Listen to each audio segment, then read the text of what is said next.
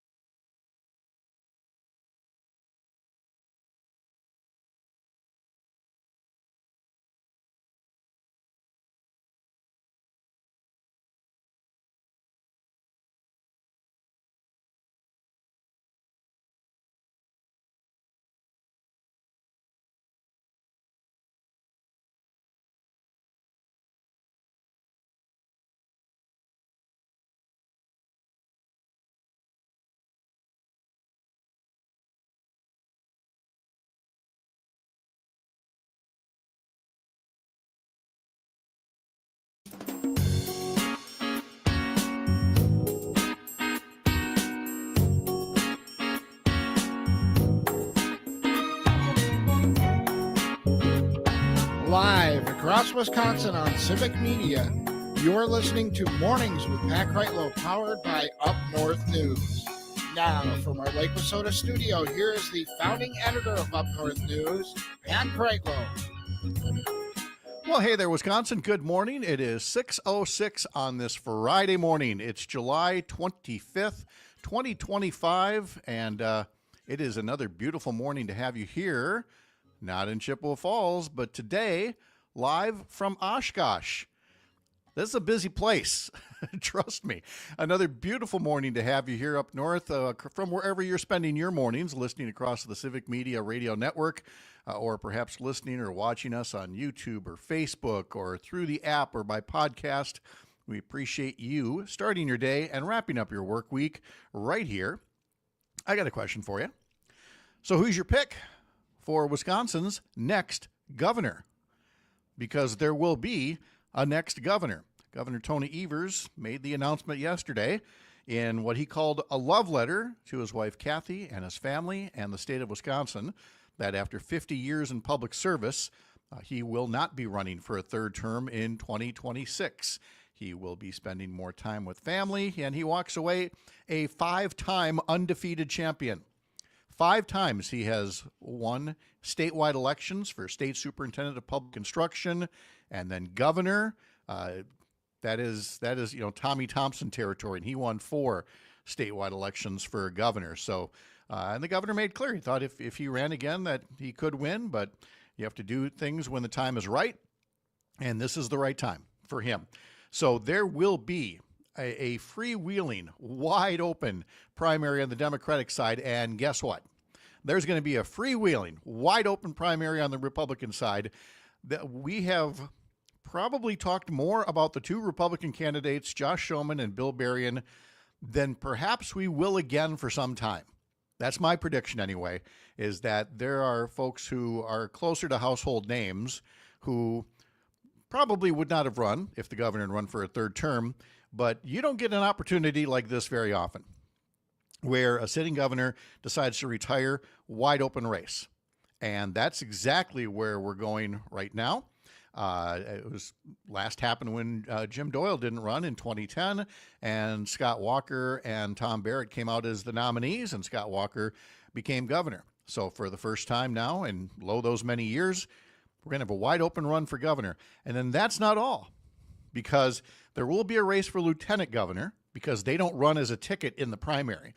Everybody who wants to run for lieutenant governor runs in the primary for lieutenant governor. And you get the running mate that you get depending on who wins that particular primary. And there are multiple candidates probably who run for those. This is also this will also be the year that the state attorney general's post is up, and the secretary of state's post, and the state treasurer's post. If any of those incumbents decide to run, it's going to be a wide open race there. If any state senators decide they want to run for one of those other posts, there's a good chance that some state assembly rep is going to want to run for a seat in the state senate. And that opens up a fresh new race in the assembly. So the dominoes have been set in motion, and we are just at the very first one. The very first domino has made its move, and we just see where it all comes down from there. So we will have a lot to say about Governor Evers' decision and what is going to be, it was already going to be a crucial 2026 election season in Wisconsin anyway. Even more so now. There could be so many changes by the time things are all said and done in November of 2026. Well, let's see. What else is coming up on this Friday from Oshkosh?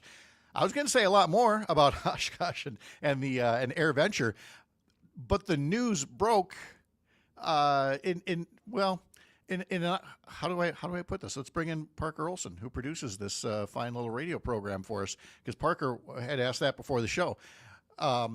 I don't have as much Air Venture stuff as I had thought, Mr. Olson. Good morning. How are you? I'm doing good. I wish that we had more adventure stuff, but the news beckons. Here's the thing. I left Madison yesterday, driving up here, and my thought was to, kind of get the lay of the land and figure out a few, ways that I could take a look at the activities. And as I'm in traffic in Oshkosh, and there's serious traffic in Oshkosh, I'd just gotten into town, and my phone starts buzzing with the news. I'm like, Okay, new plan. And I came right here to WISS, Oshkosh, the wonderful civic media station here in a beautiful restored building downtown, right along the river, right here on the street. Wonderful studios here. But it was a case of bring your gear in, open up that laptop, and away you go with the phone calls and the writing and the video editing and everything else. The thing is, I can tell you that I got the news, my phone started buzzing as I'm almost face to face with the Goodyear blimp, because you get to the top of this off ramp, and then there's the whole field. And I'd seen I'd seen planes and helicopters going by and everything, but then suddenly, like right there on the ground, is the Goodyear blimp, which only solidified not only my fear of flying anything that isn't operated by Delta, United, or American.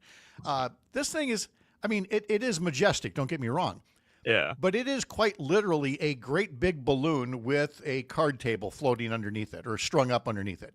I'm not riding in that thing. So there I am face to face with the Goodyear blimp going, this is kind of impressive. And then news beckoned. And so yeah, we are here. We still have a lot to talk about in terms of Oshkosh and the Fox Valley.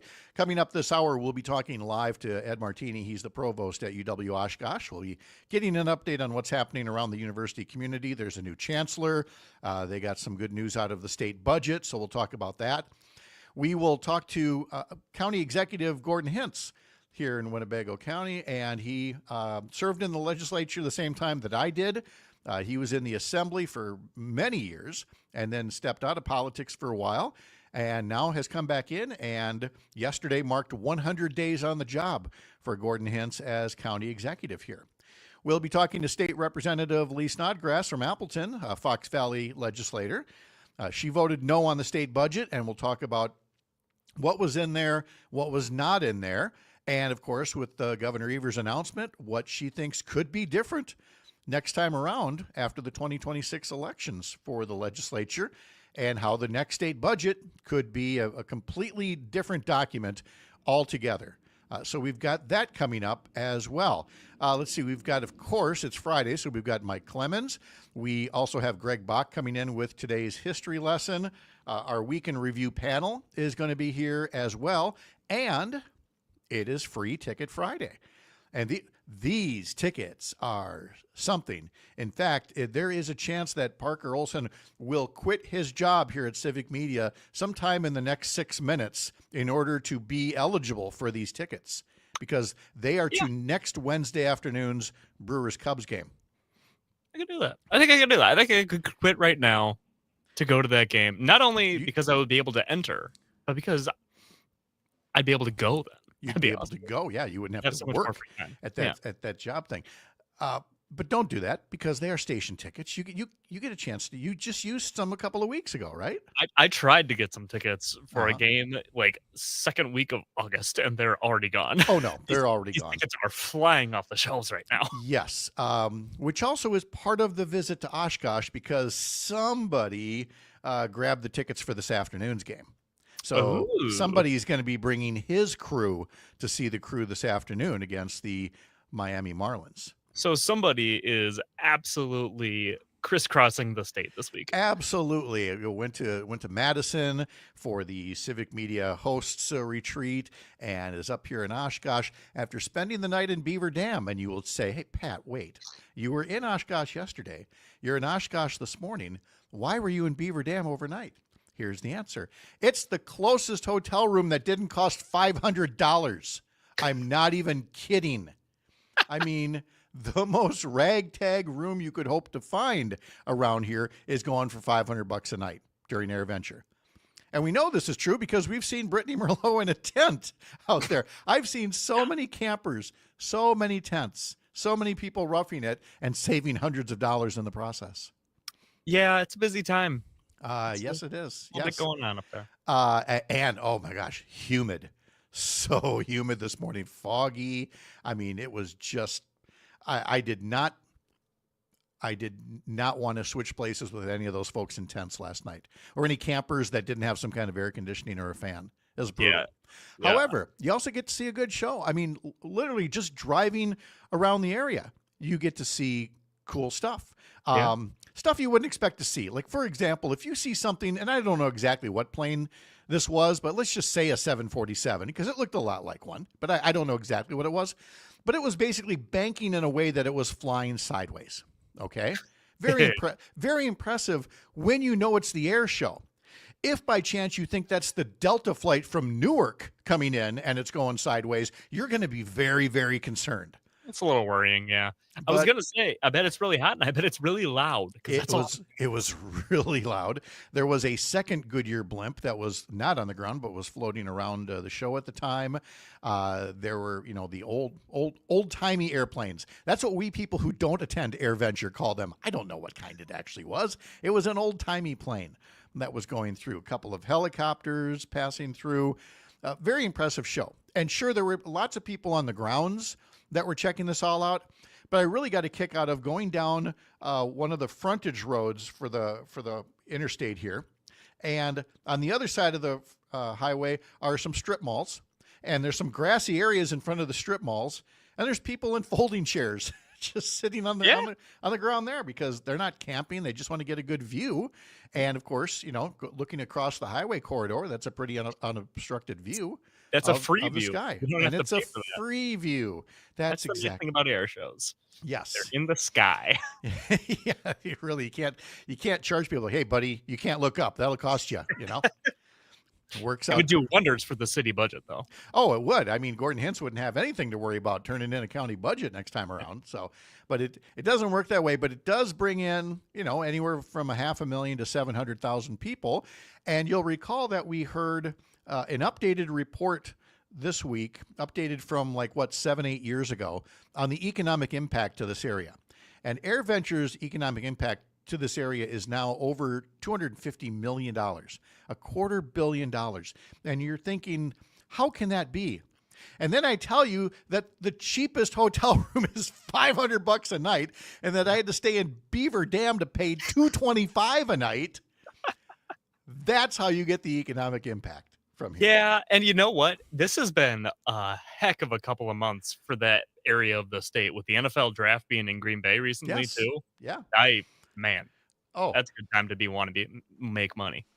I don't want to forget here. So before we go, I really have to thank Lisa Hale, who's doing the news over here in another room here in Oshkosh, for bringing in a whole box of Glazers here from Quick Trip.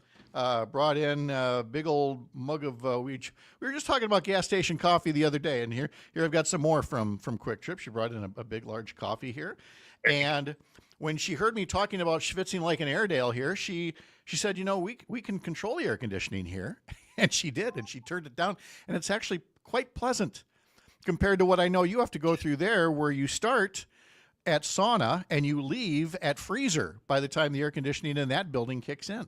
It's oddly muggy, but sort of cool in here right now. And isn't that great? That's called clammy. And isn't that just a lot of fun to have to deal with? Coming up, we're going to hear from Senator Tammy Baldwin talking about Governor Tony Evers and his decision not to run for a third term next year. From the heart of America's up north, live this morning from Oshkosh. Thanks for making this the place to spend part of your mornings. I'm Pat Kreitlow. This is the Civic Media Radio Network.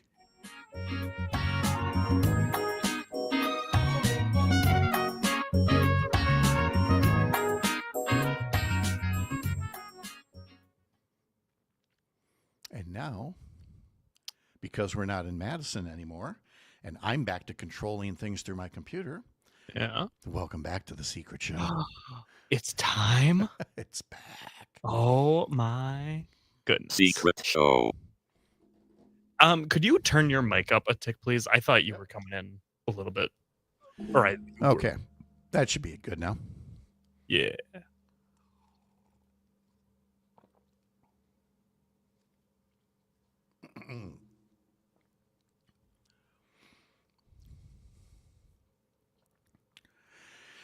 And of course, I did not give the keyword before 6:20, but they're still here. You're still here. You're still here after 6:15. That's what counts. You teased it. It was in there. I know. Yep. So yeah, Tony, we're back. We made it. Oh. But it is. I mean, this is a very narrow sidewalk. We are right on Main Street, and the trucks just come barreling through, and I'm Oh God, yeah. pretty sure it doesn't come through on air, but there's times when I'm like, how has a truck not barreled right into the front door here? But not that I'm wishing, don't get me wrong. But I hope you're not wishing that. That would No, be no. a horrible time for a lot of reasons. But the way the road curves, it's like it could come just right. Don't do that. Anyway, all right. So we got. So we're gonna do the keyword, and we're gonna do Tammy here, and I might wave in Lisa here too. In fact, let me shout here. Hey, Lisa, are you free? Are you free to join me for a minute? Yeah, when do you want that? Sometime between now and 6:30. Oh yeah, go ahead. Come right on in anytime. I gotta give others updates. Lisa rocks. Lisa's honest. Yeah. All right, let's get ready for this.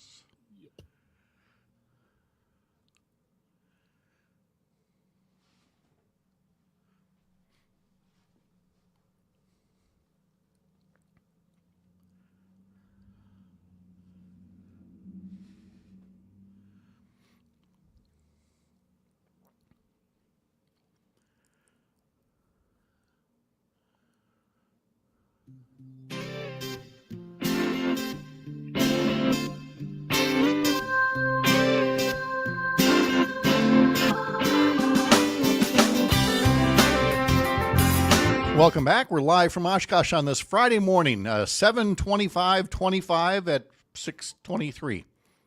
That would have worked a lot better if it was 7:25. Remind me about that next hour. Make a note. You're going to get a chance to win Brewers tickets after I tell you first that the Brewers were off yesterday, coming back from their West Coast road trip, and they begin a series against the Miami Marlins this afternoon. And then they'll be playing the Cubs at home next Monday, Tuesday, Wednesday. But again, today's game is against the Miami Marlins. The Miami Marlins. Geez, Parker, you got in my head. Well now. done, Pat. Thank you. Thank you. Yes. It's an afternoon game, 3:15, something like that. The thing I know is I know the pregame time because that's when you should be listening here on Civic Media on several stations that carry the Brewers. Pregame begins at 2:35 this afternoon. So that's today's game. Let's talk about that Cubs series next week because it's Free Ticket Friday. And you could win tickets to next Wednesday afternoon's game against the Chicago Cubs. That'll be the third of a three-game series. It's a day game in American Family Field. If you can go to the game, if you can get tickets delivered electronically and use them on your phone, then you should use that Civic Media app on your phone and get set to text us a keyword. From now until 9 o'clock, till the end of the show, we've got one particular keyword. And if you send it in to us through that app by texting us, you are eligible in a statewide drawing throughout the course of today, different shows, different keywords. You will be in the running for winning those tickets to next Wednesday's game with the Brewers and the Cubs. Okay, Pat, give them the word. It's brew, B-R-E-W. Again, brew, B-R-E-W. Text brew between now and 9 o'clock using the Civic Media app. Just go to one of the stations there and use the button for texting. You can also leave us a voice note, but the voice note, you can say brew, say brew, brew, brew. It's not going to work. You got to actually text it to us, okay? Do that. Here come the keywords now from folks, every one of them. Part of a drawing to win Brewers tickets, perhaps later today. Now, I don't have a camera over here that gets the whole studio, so while you folks on social media watch me, you're going to be hearing all about Lisa Hale here from WISS and Civic Media, and our wonderful, our gracious hostess for today. Flip that little mic switch on right there at the top. There you go. And say hello. Hello. How are you doing today, Pat? So good. So nice to have you here. Thank you for the Glazer's donuts and the coffee and the air conditioning especially. I know it can get a little stuffy in this room particularly, and I had to turn it up for you. You know, this is lovely, though. I remember when I was doing the show here, it was actually 2 years ago now that I was here, not long after Civic Media had taken over and the building, and it was being refurbished, and it was part of Governor Evers' Main Street program, where small businesses were getting $10,000 grants to fix up storefront businesses to help revitalize downtowns. They've done such a nice job here, and now this is one of your workspaces. Do you work both here and in Green Bay? I can go up to Green Bay if I wish. I live here in Oshkosh, so Okay. I prefer to kind of just settle in here. But I do cover, I'm the Northeast Wisconsin Bureau Chief, so I cover everything from Kewaunee and Door County down to the edge of Winnebago County. We don't really count Fond du Lac, but sometimes I'll cover Fond du Lac too. Don't take it personally, folks. Don't take It's it just- personally, Fond du Lac. It's just you're in that middle ground between Milwaukee and here. And you also got a little bit busy yesterday afternoon when the governor made his announcement. Oh, we were all hopping here in the Civic Media News team. I understand. Parker, you said there was a meeting going on, or a meeting about to start at the noon hour when the news came down. We were seconds into a meeting when we all go, oh, so half of us are going to leave right now. and All right. leave you did. And as it turned out, part of the reason I was coming up here at the hour that I was not just for AirVenture, but also I knew that I'd had a prearranged interview with Senator Tammy Baldwin on another matter. And we'll play that part of the interview on Monday. But of course, through serendipity, I was able to ask her about Governor Evers' decision to step down. Here's about a 2-minute clip of what she had to say reacting to the news. As a career educator turned governor, working with him to support public education has been such a joy. I'm certainly going to miss him, but I'm certainly going to look forward to the year and a half that we still have to work together on behalf of the people of the state. I'm jazzed as hell for him to get the next chapter in his life. His statement mentioned, he titled it "A Love Letter to Wisconsin," a love letter to Kathy and his family and to Wisconsin, and really hits on notions of public service, which, for all of the bare knuckle politics that goes on in this day and age, it seems like a nice reminder that the whole reason you're supposed to be doing what you're doing, him, you, others, is about service.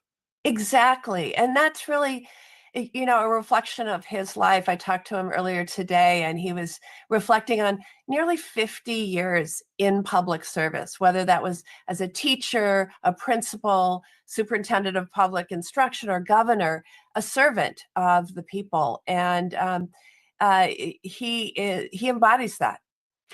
Senator, I have to ask, I have to do my due diligence. Is that a post that you might be interested in considering next year?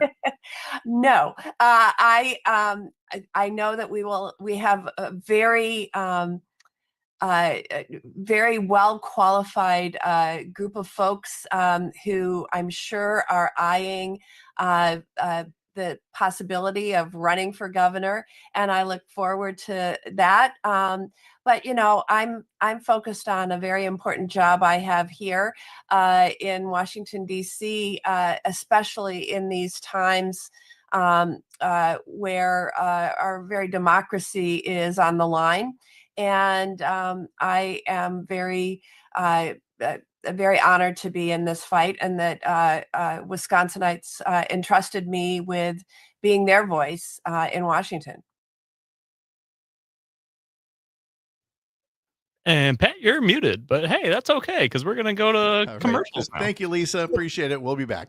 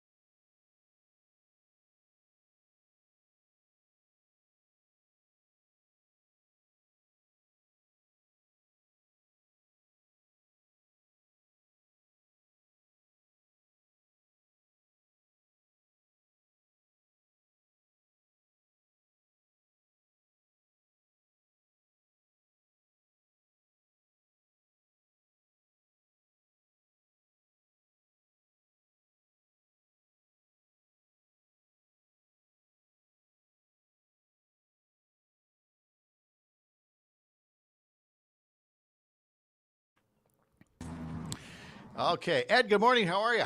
I'm doing well. Good morning. How are you? I'm good. Where are you at? I'm in Prior Lake, Minnesota. I'm on vacation this week. I'm hanging out at my dad's cabin here. So found a good spot with, I think, decent reception here in the yard. Can you hear me okay? Yeah, I hear you great. Yes, thank you so much. Appreciate it here. Yeah, Alex sent along some notes, so we'll talk a bit about the budget and what was in it and some of the background. Okay. We'll talk about the new leadership team. Is there any do you want any quick reaction to the governor's announcement and Sure. what the Yeah, governor happy meant to do to the university? Okay, sounds great. Absolutely, yeah. Good. Fabulous. Yeah. We're in good shape here. You look good. We've got about 3 Okay. minutes left in this break, so I'll put you back in the waiting room and we'll come get you in a little bit. Perfect. All right.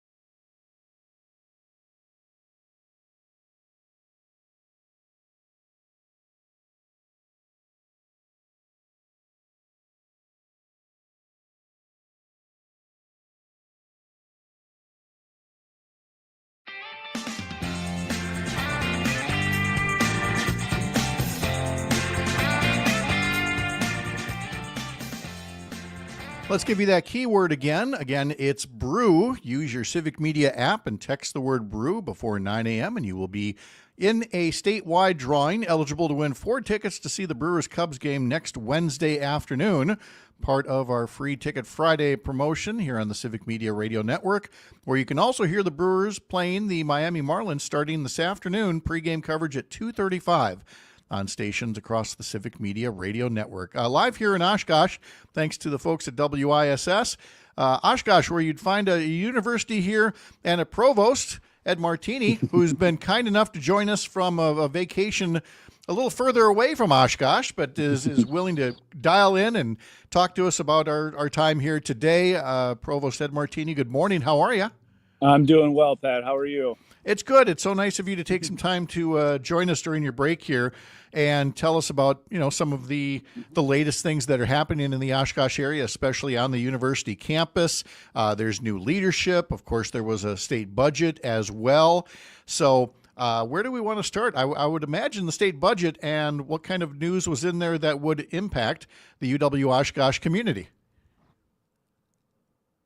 Absolutely. Well, I mean, we're thrilled that there is a budget, and we are thrilled that there is some increase in that budget for all the universities of Wisconsin, including the University of Wisconsin-Oshkosh. And we're working through the universities and with system to figure out exactly what the formulas are going to be for how some of that money gets distributed. But there's money for operations, there's money for students and student success and mental health, there's money for the recruitment and retention of faculty and staff. And for us, most importantly, there's $137.5 million for a brand new learning commons here at Oshkosh, which is going to replace a library which is decrepit and on the verge of failure. So we're incredibly excited about that. Every campus in the system here at some point or another has a building that is emblematic of the need for, constant update. I know as a UW-Eau Claire alum, for the longest time, it was the science building that is, long overdue to be replaced and is finally happening. In Oshkosh, talk about the quest, if you will, to have the library replaced, and a bit more about the learning center that's going to replace it. Yeah, that is certainly our emblematic structure. All of our campuses, as you mentioned, have a lot of deferred maintenance and a lot of buildings that are frankly failing. So for us, our library is 60 years old. It was built in two parts way back in the early 60s. And we've had folks out to come see for themselves that the pipes inside are failing, and it's become a safety hazard, frankly, for some of our students. And we weren't sure the building was even going to make it through the winter. So it's just really not a great situation. And so what we are going to do now is build a new state-of-the-art learning commons. It's very forward-thinking. It's a library really for the 21st century, but it's so much more than a library. It's a commons. It's a meeting space. It's going to be the heart and soul of our campus again, and it's got the kinds of spaces and resources that our students and our faculty need for the future. It's got more areas for students to study in and congregate. We've got digital media labs to do that kind of work. So it's going to be a transformative project for our campus and our community. How long do you figure it will take before this is all ready to be used? Well, if everything goes according to plan, which of course it never does, but we're hopeful. And so once we get into the final stages of planning and we go through all the bidding and really get the shovels in the ground, we could be walking into our new learning commons as early as spring of 2028, which would be incredibly exciting. Yeah. I recall when, again, back to UW-Eau Claire, they were doing that for the Davie Center, for the Student Commons area. In all of these cases, you have things that were built, for the baby boom. You had explosive growth in our campuses, but the maintenance and the replacement schedules didn't necessarily keep up with the times. And what we think of as a library, folks. There's some folks that feel like, the concept of the library itself is outdated. Chances are they haven't been in a library lately, because it is so much more than just a bunch of books on a shelf. I'm sure that you're looking at the design of this with an eye for it too to not be dated, but to be a learning center that can carry through a generation or more. Absolutely. Everything we're doing at Oshkosh is to set us up for the long haul, to be adaptive, to be resilient, and to continue to really be relevant for our audiences. And the library is a great example of that. So we are going to tear down one side of the building and completely rebuild it, renovate the other side. And the overall pattern will leave us with a building that's 30% smaller than it is now, much more energy efficient, in addition to all the great tools and technologies that are inside of it. We're going to reduce our physical collection of books and bound periodicals, things like that, by over 50%, because we use those things digitally now. We just use those things a lot differently than we did 10 years ago, let alone 60 years ago. Any project is the result of some good storytelling. It's not just simply putting a number on a spreadsheet and, hoping for the best. And for Oshkosh, that included kind of a behind the scenes video titled Nightmare on Elmwood Avenue that helped make the case. What was that all about? Oh, that was such a great experience. So, our building really was and is failing. And so, in parts of the building, we've got plastic sheeting that is walling off parts of our collection because the steam valves could fail.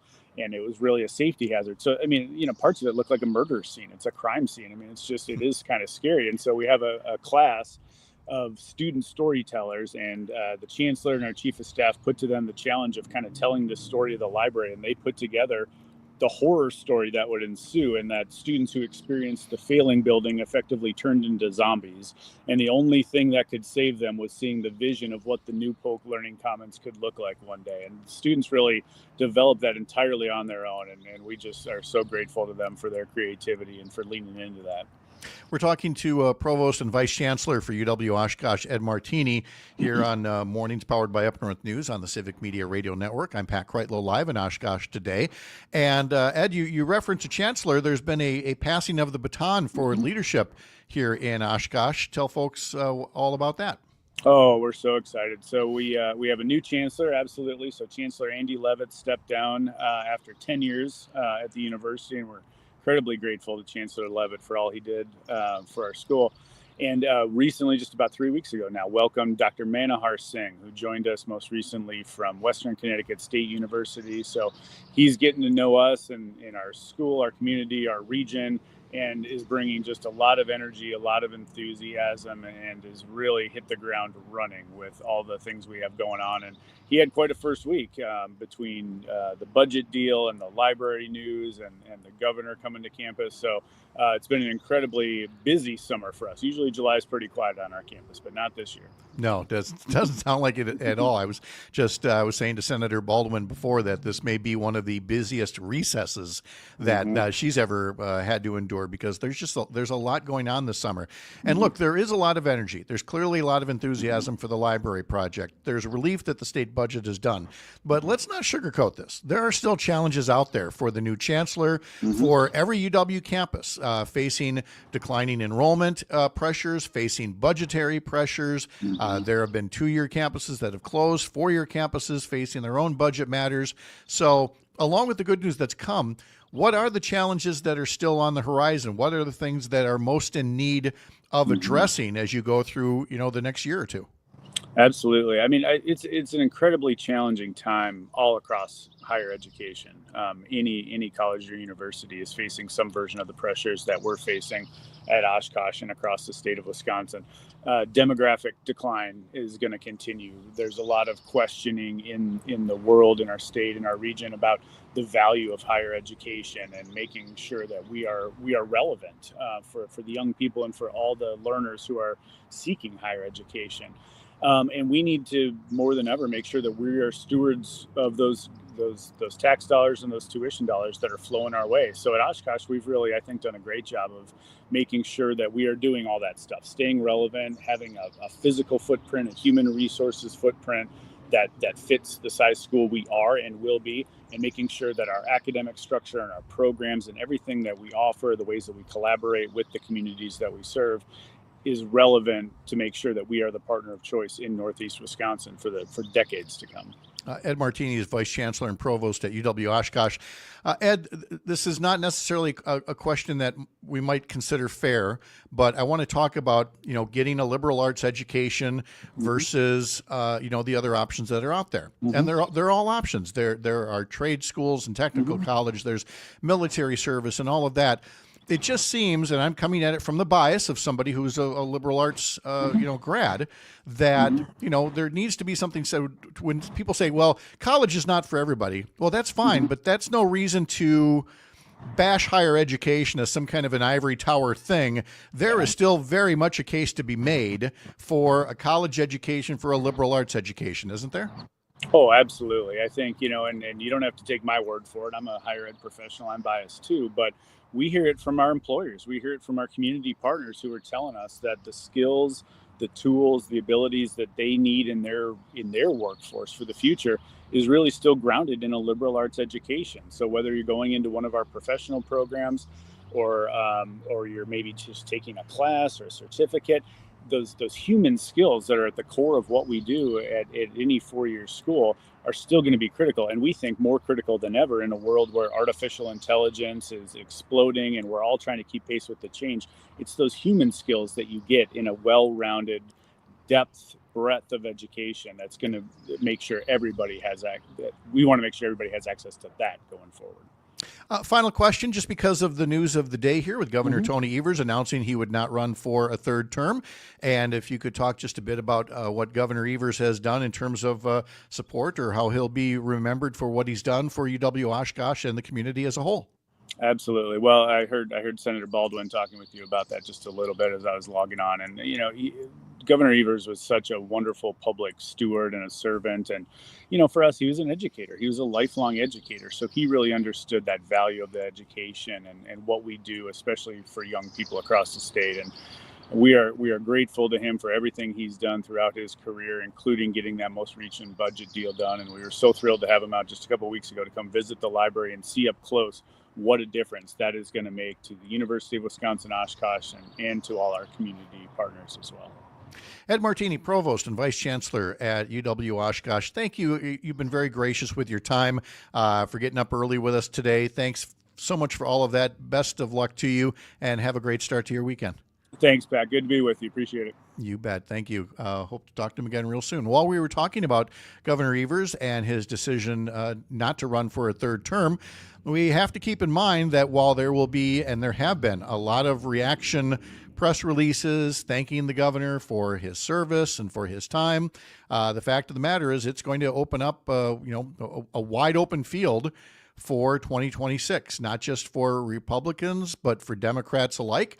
You have all of the names in there that are, potential candidates. They would include Lieutenant Governor Sarah Rodriguez, State Attorney General Josh Kaul, former Lieutenant Governor Mandela Barnes, Milwaukee County Executive David Crowley, Milwaukee Mayor Cavalier Johnson, former State Party Chair Ben Wickler, State Senator Kelda Roy, State Senator Chris Larson, and perhaps many others as well. And even on the Republican side, besides Bill Berrien and Josh Schoeman, you'll probably see some legislators talking about wanting to get into the race. And what is definitely the worst coincidence in Wisconsin history, President Trump is the 45th and 47th president, so he's got a little red cap that has 45 and 47 on it. Scott Walker happened to be the 45th governor and is teasing a run to maybe be the 47th governor. He put out a photo of a red hat that said, "Make Wisconsin Great Again," with a 45 and a 47 on there. Because why not make us even more depressed about what could happen next year after the governor's race here in Wisconsin. Greg Bach hopefully joins us for today's history lesson on this Friday morning, powered by Up North News. These are mornings on the Civic Media Radio Network from Oshkosh. I'm Pat Kreitlow.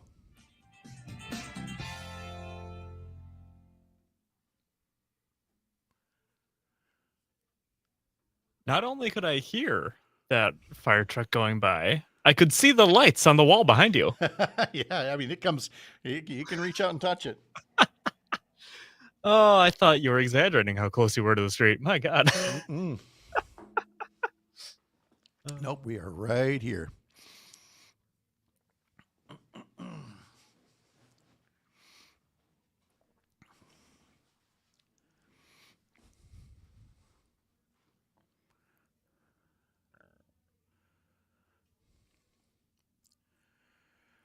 Let's see.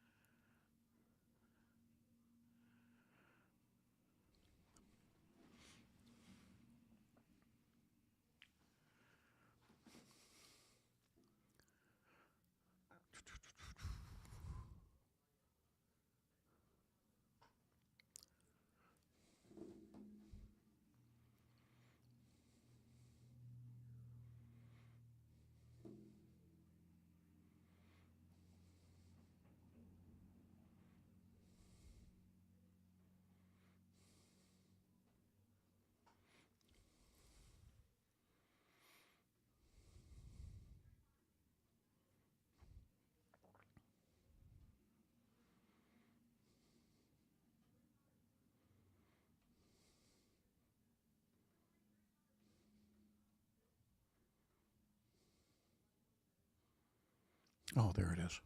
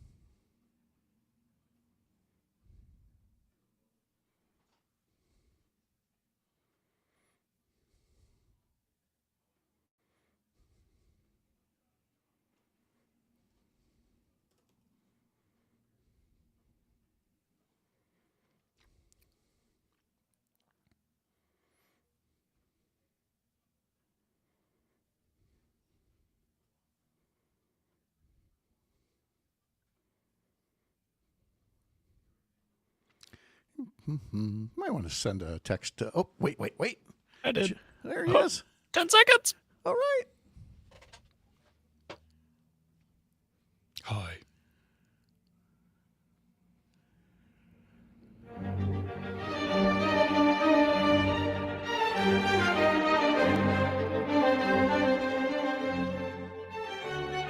All right, let's class up the joint and bring in Greg Bach.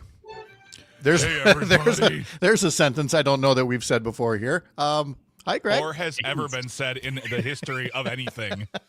Well, you did it because it was on this day in 1788 that Wolfgang Amadeus Mozart completed his Symphony Number 40 in G minor.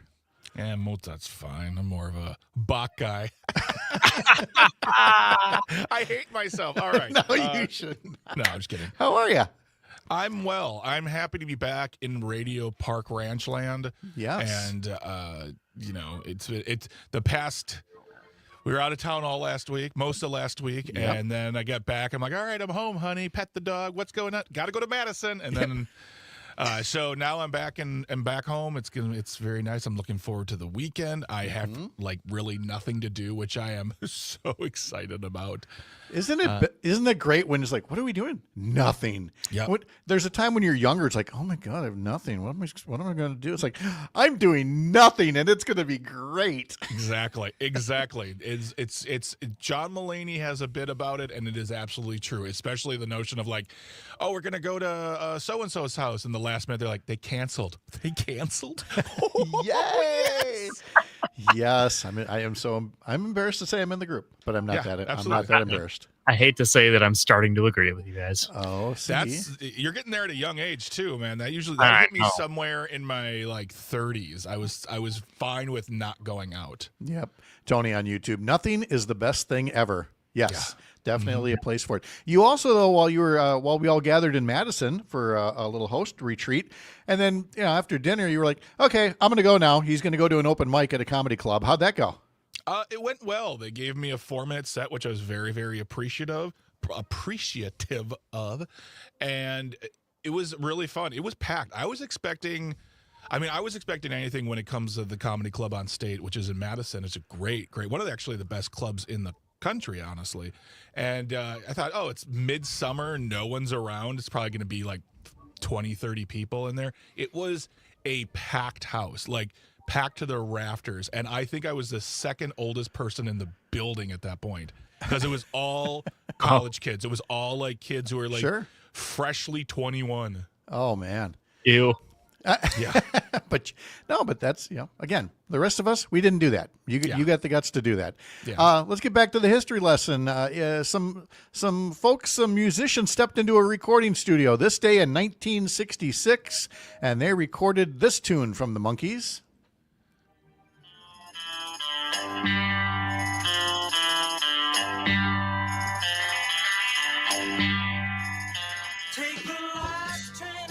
Now, that was their debut single. And when I say some guys stepped into a studio in Los Angeles to record this, I don't mean the Monkees. Yeah. Because as you know, when the Monkees first started and they were just hired to be a knockoff comedy, show, similar to the Beatles, they didn't play any instruments.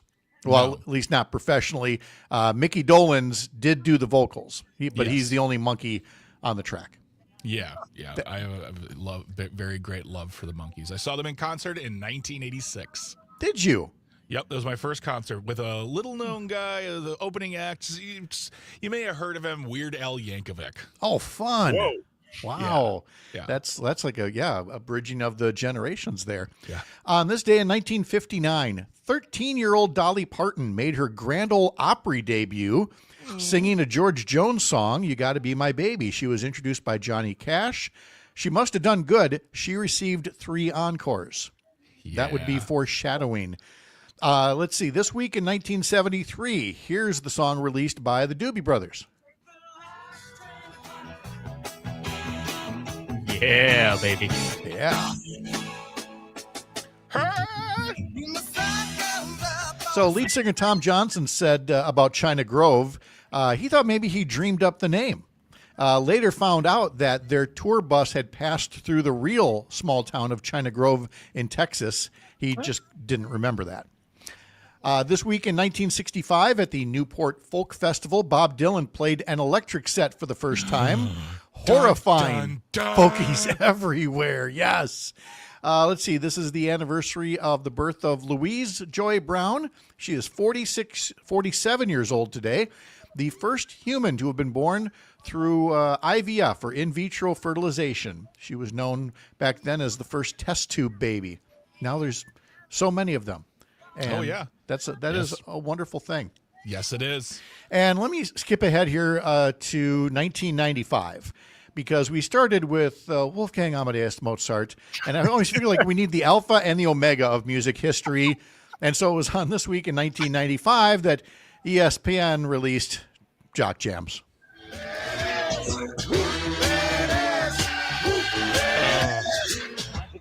We're sorry.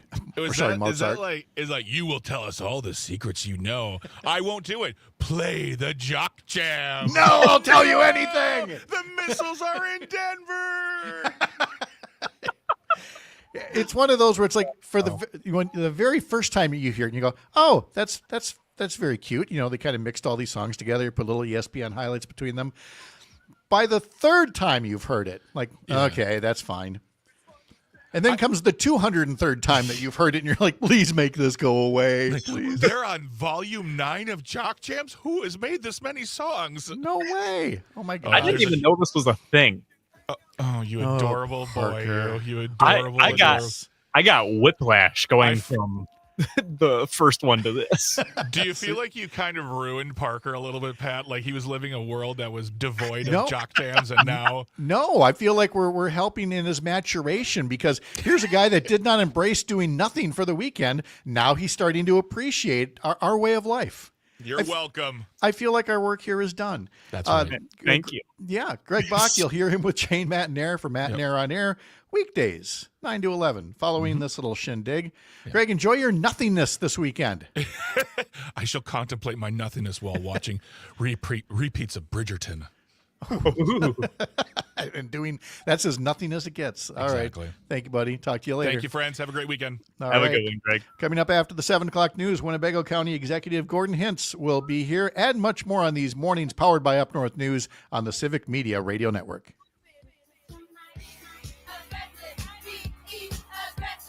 Simply en fuego. Ooh, he hit the post. Look at that. Yeah, that Man, oh that man, kid's you got going Dan Patrick places. in there even. Oh, Dan I'm Patrick. getting a little better at this, guys. Oh my God. All right, here for you.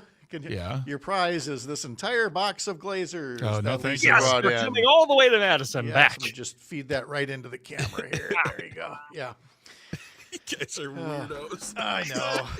All right. That's why you love us, Greg. Yeah, that's true. That's That's yeah, true. love. We'll call it love. All right. That's Yep. what I call. See y'all later. All right. Have a great weekend, guys. Okay, Take bye. care. Have Have a fun. good Bye one, bye. Bye.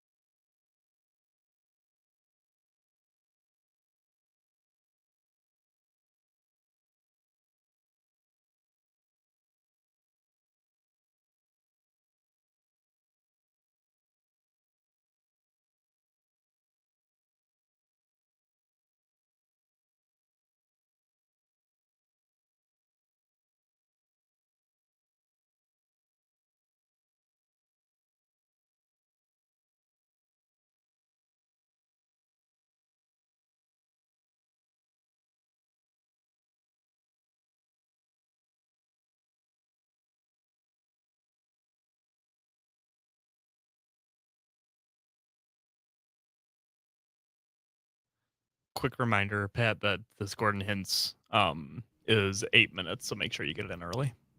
You betcha.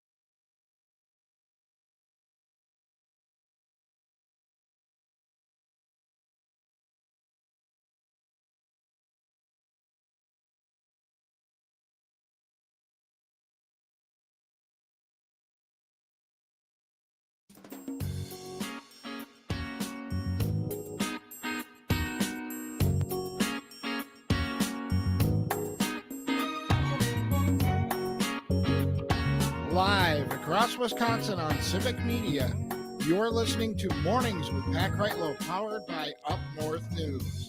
Now, from our Lake Wissota studio, here is the founding editor of Up North News, Pat Kreitlow.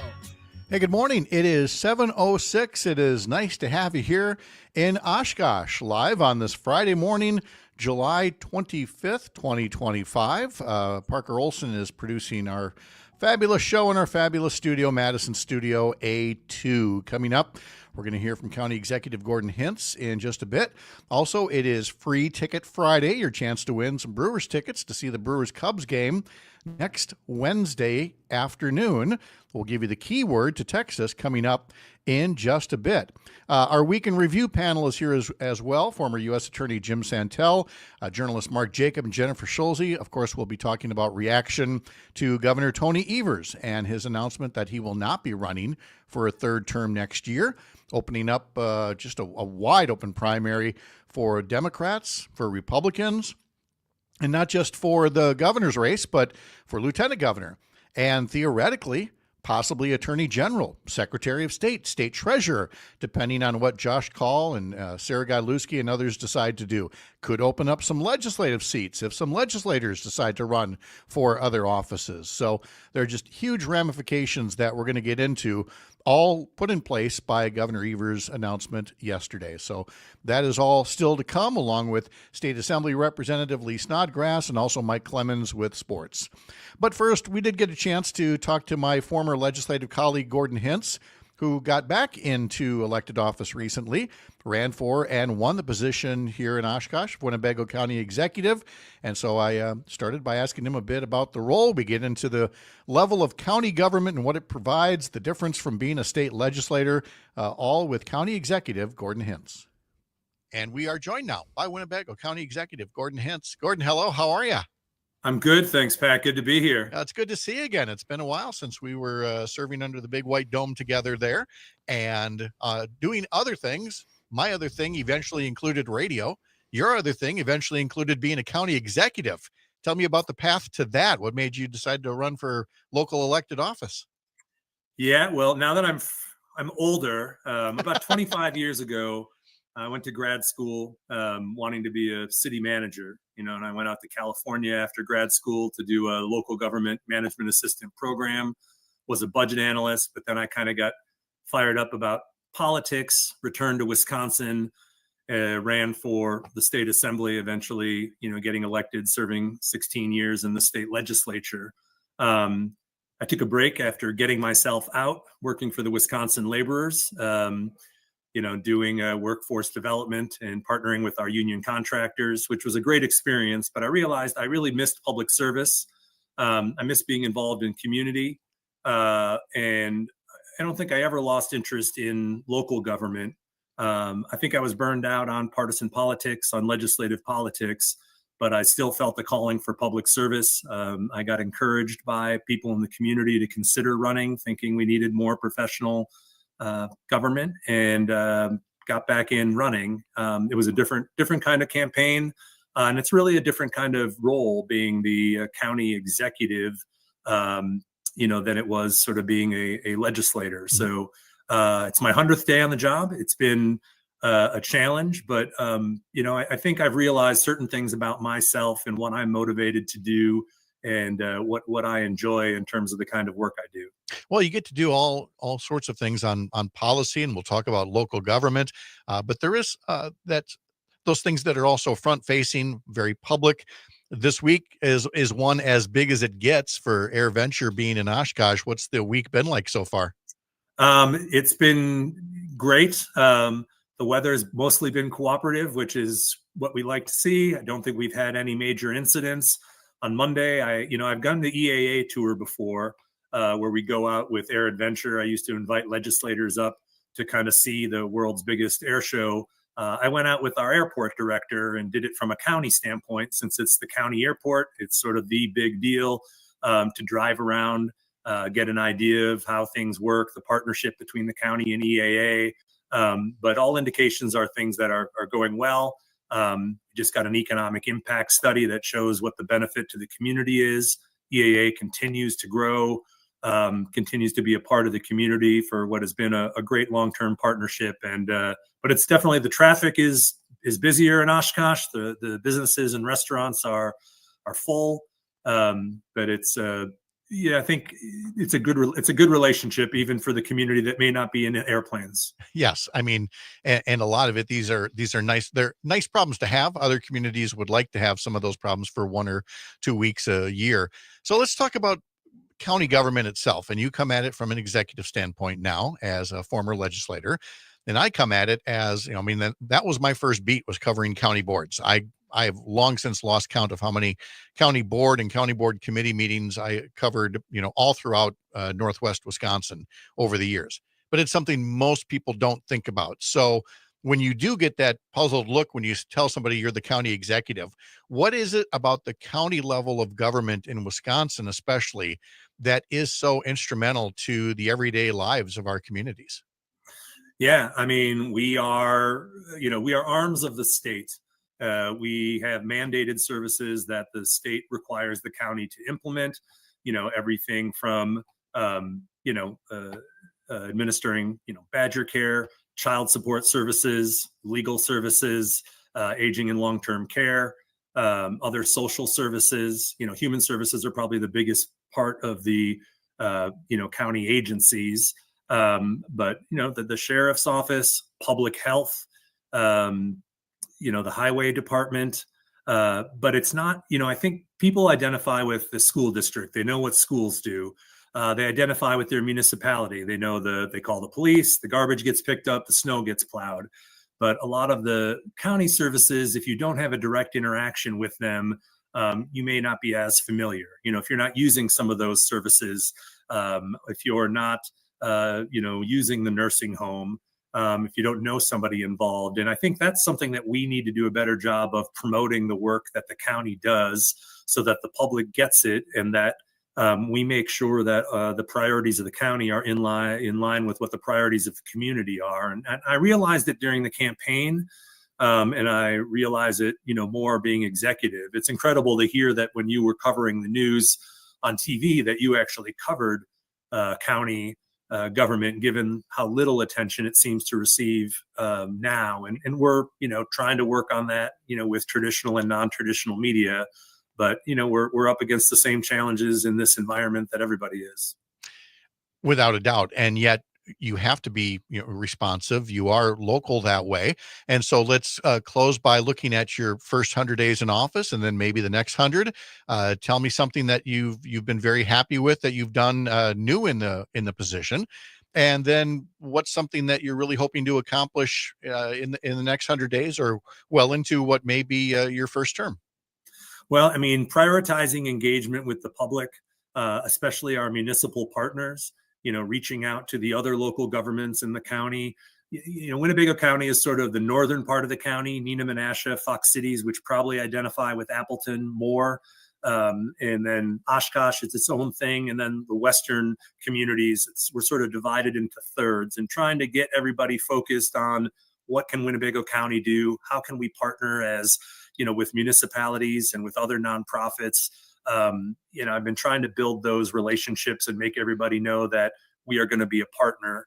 Probably the biggest thing that we've been spending time on is the acquisition of UW-Fox. They closed the 2-year campus.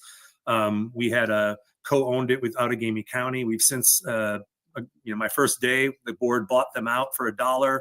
We were able to preserve the existing childcare center there, maintain the Barlow Planetarium, but we're working on a redevelopment plan for the campus of 43 acres to hopefully not only make it financially sustainable to preserve the theater and the field house and the public amenities people appreciate, but also get some development that adds tax base for the county and for the community. And so, getting us to this point have been so far, but we've got a lot of work to do, but that's been what's consumed a lot of the first 100 days. And the next 100 days will involve a lot of budget development, and that'll be continued to be transparent, engage the public. We're going to propose the budget a month earlier than normal so we can take it on the road, so we can do some town halls, so we can hit the Rotary clubs and really use it as an opportunity to promote the good work that county government does. County Executive for Winnebago County, Gordon Hintz. Gordon, great to catch up with you. Thank you very much. Congratulations on the new job. Wish you all the best going forward. Thanks for having me, Pat. Nice to talk to him as we are here live in Oshkosh this morning. Just in time to cover some breaking news. Got here just as Governor Tony Evers was making the announcement that he would not run for a third term next year. And Parker, I wanted to start a game from this. I wanted to say, okay, look, we're going to get probably a dozen candidates. I wanted to get a list of like a dozen names or so of potential candidates, and then have people guess the order in which they were going to announce. Ooh, I like that. And then see who was closest. Unfortunately, the game's already underway.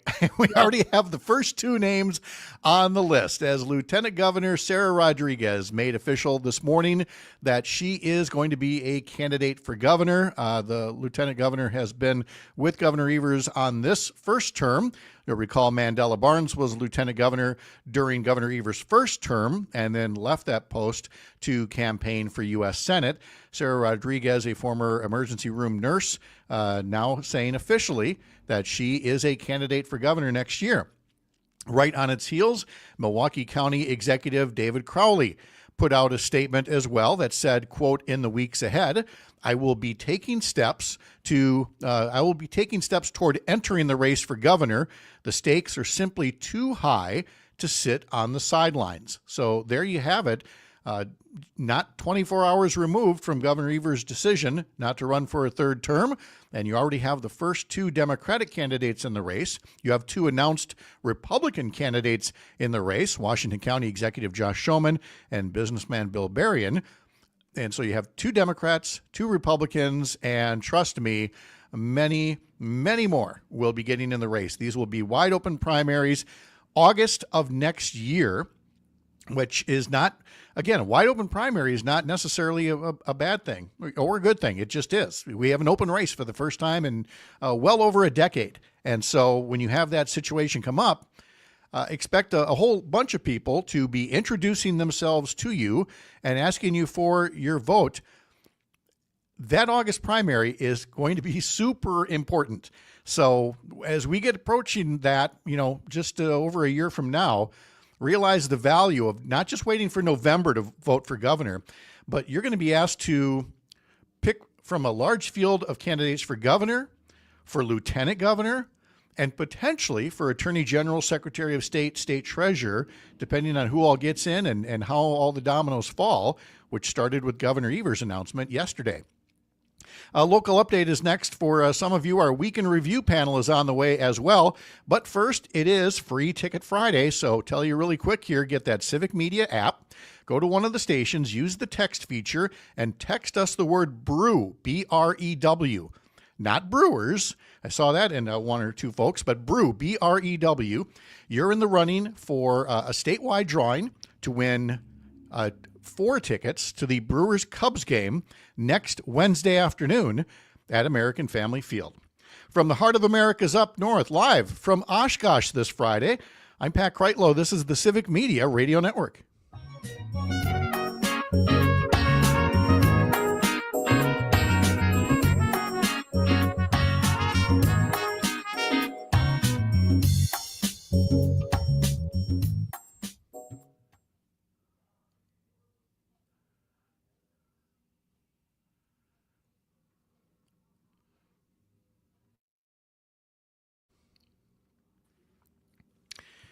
All right, hail, hail, the gang's all here.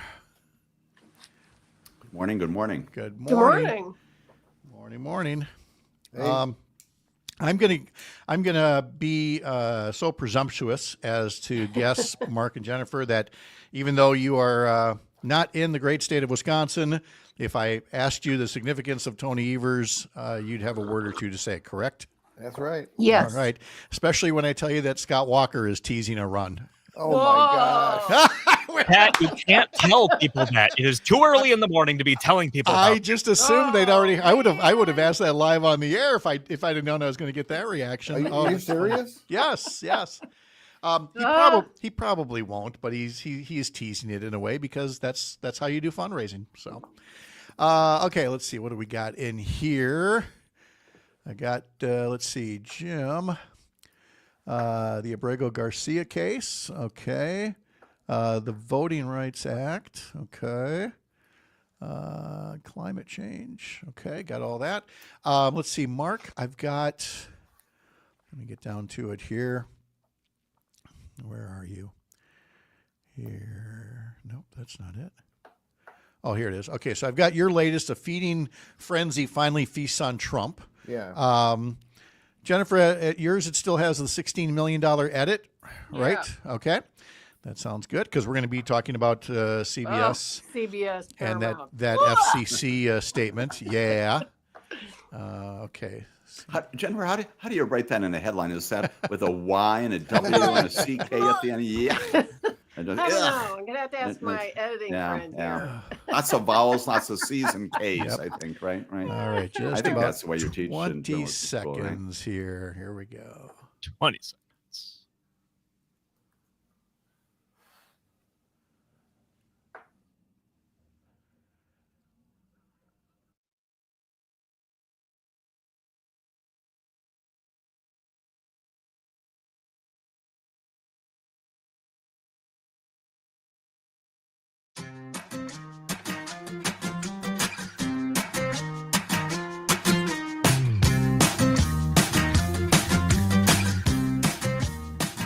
It is a busy Friday morning here live from Oshkosh on the Civic Media Radio Network. I'm Pat Kreitlow.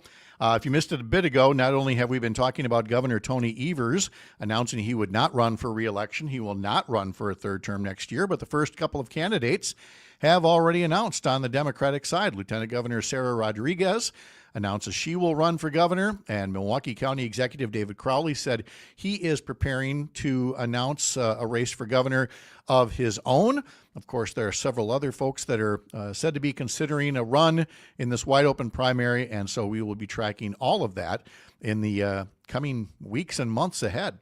But let's turn our attention to our Week in Review panel. Former U.S. Attorney Jim Santel. We've got journalist Mark Jacob and Jennifer Schulze here as well.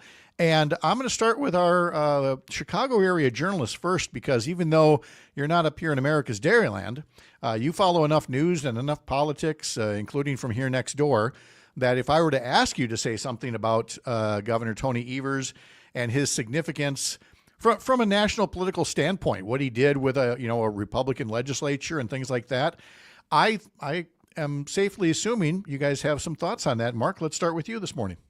Yeah, I think he's really earned a reputation as someone who's really clear spoken, and you know where he stands. He doesn't try to, sneak around or do.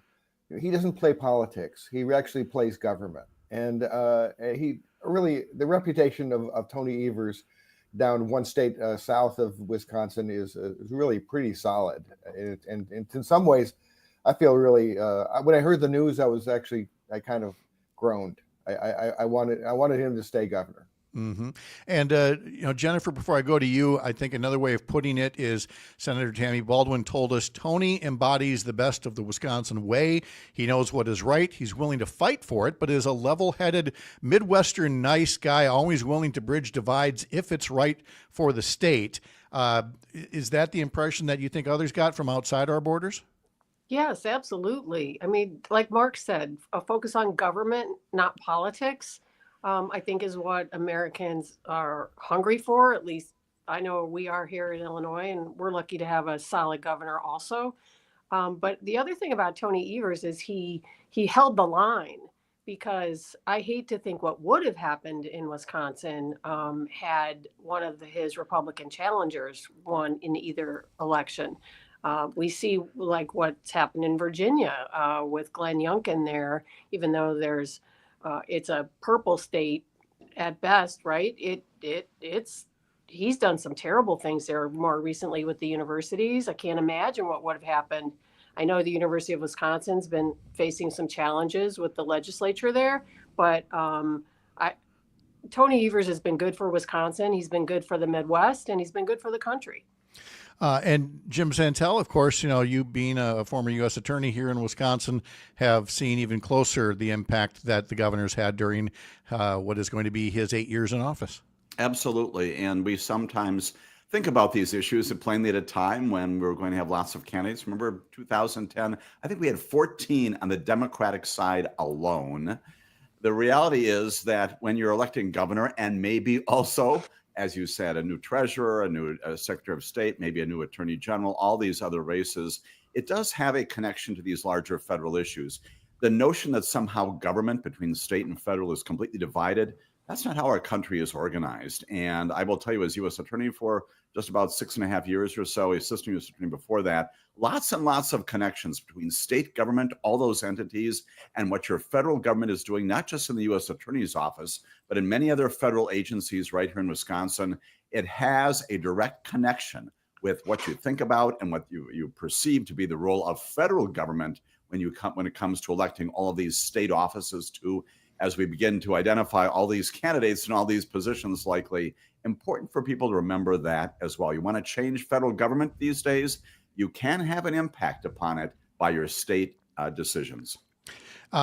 Mark, the first candidate to announce was Lieutenant Governor Sarah Rodriguez, and I see that the quote that is already being pulled from her announcement goes like this: "We've got a maniac in the White House. His tariffs are killing our farmers, and his policies are hurting our kids."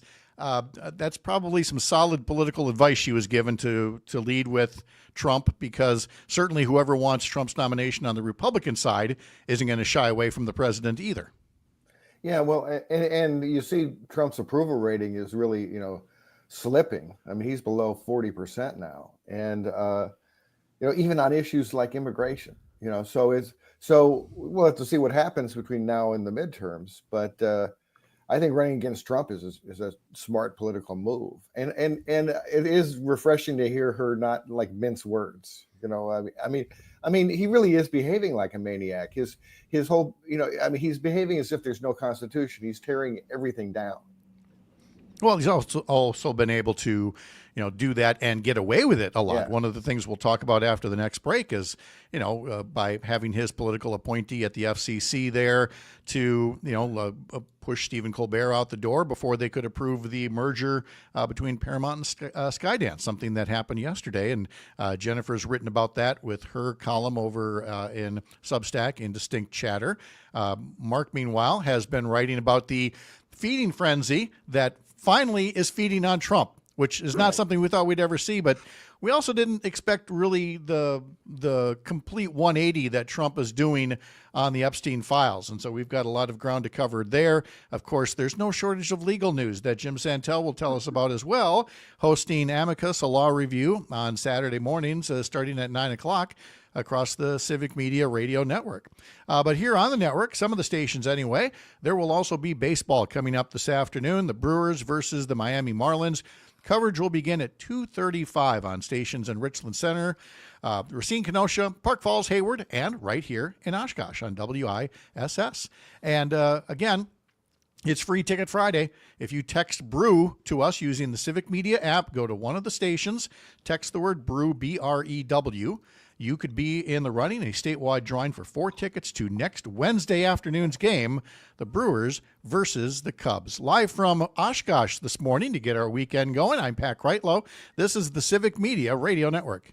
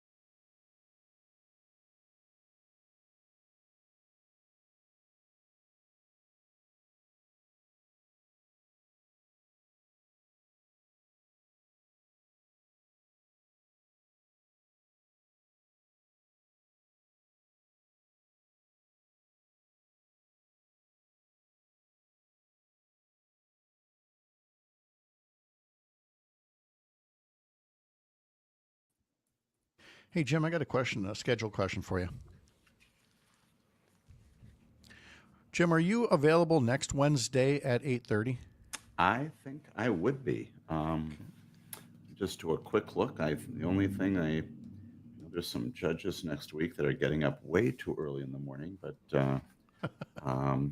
when next Wednesday is the 30th. And as long as I'm done by 9 o'clock, which I suspect would be the case, Yep. The answer would be sure. I'd love to. Okay. Bet. Yeah, 8:30 to 8:50. Wonderful. It's when we normally do our climate segment with Melissa Baldoff. Okay. And good. I'm just looking at your Yep. topic there. Yep. And so let's put that one on the Wednesday calendar, and that way we can spend the segment on it. Wonderful. Good. All right. Good. I was just writing you a note about Epstein, also noting larger issue that this is also because Trump tearing down the wall between the Department of Justice and White House. This is the result of that, right? Yes, exactly. Whole mess. Okay, got it. Okay, cool. We've got here 2.5 minutes left on the break here.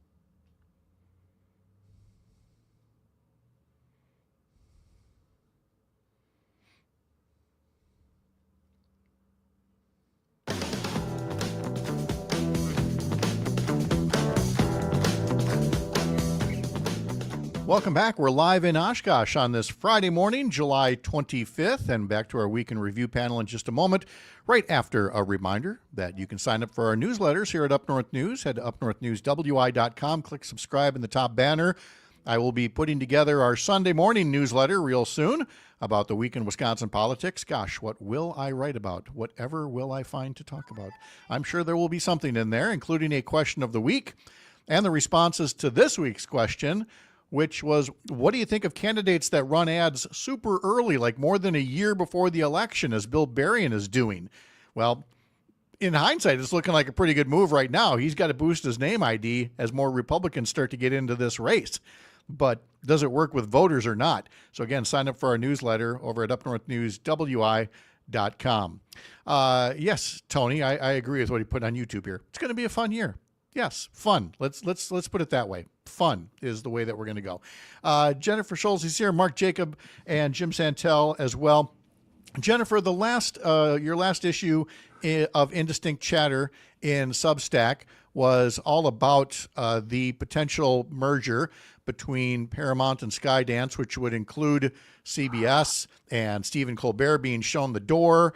But what really takes the cake is the statement from the FCC commissioner, Brendan Carr, who is a Trump loyalist, when he says, in approving the merger, quote, Americans no longer trust the legacy national media to report fully, accurately, and fairly. It's time for a change. That's why I welcome Skydance's commitment to make significant changes at the once storied CBS broadcast network. Well, knowing what we know about how the leadership at Skydance is also friendly toward Trump, this seems like a particularly sad occasion, Jennifer, taking us one step closer to state-controlled media. Oh, absolutely. I mean, it's a terrible, terrible decision, and we should all be horrified by it. I can't imagine what's going to happen to CBS or how quickly it's going to change. It's going to change. The question is, how quickly is it going to change, and how will we see it? Will it be a slow moving thing? Will it be sudden, everybody's gone? But what it is so startling to see one of the grandest broadcasters and journalism entities in our modern time taken over in this way, and we should all be really, really concerned about it. It's a very bad thing for the country, very bad. And so while we're concerned about it, Mark, the question becomes, what does everybody else do about it? Now, we've seen, ABC capitulate in some way, shape, or form. Meanwhile, we've seen the Wall Street Journal, of all places, being the one most likely to punch back. What is it that other media sites are going to have to do once they see CBS change, which, as Jennifer said, it's almost certain that CBS will? Well, I think the real problem is corporate media that cares way more about profits than about doing good journalism, and that was totally the case with Paramount and the CBS thing.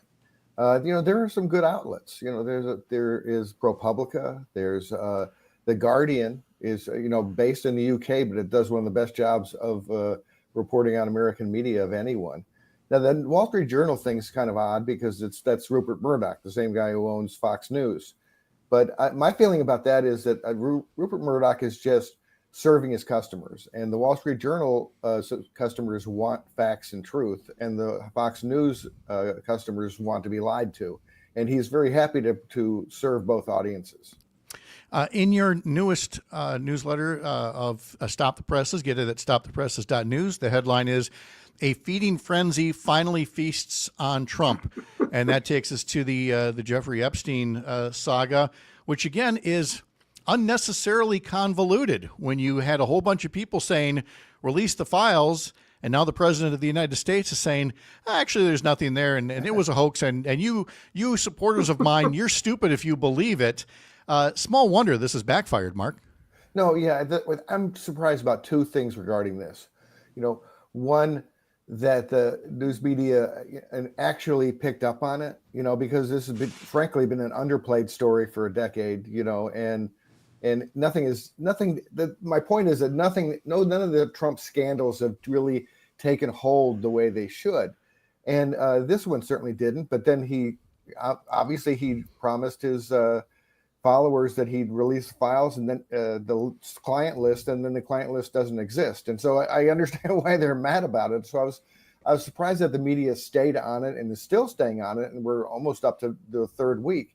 And the other thing I'm surprised about is that Trump has botched the issue so badly. I mean, when you announce to your followers that, stop talking about this, they're not going to stop talking about it. That's the sure way to get people to talk more about it, is when you demand that they stop talking about it.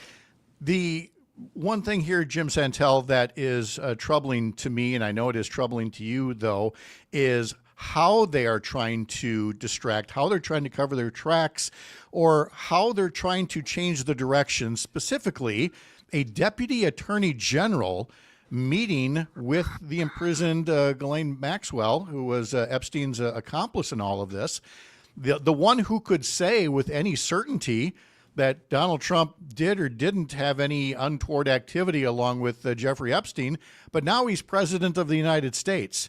So when a political appointee like this meets with her to either issue promises or threats, I mean, that meeting yesterday also crossed some kind of a line in my mind. How about you?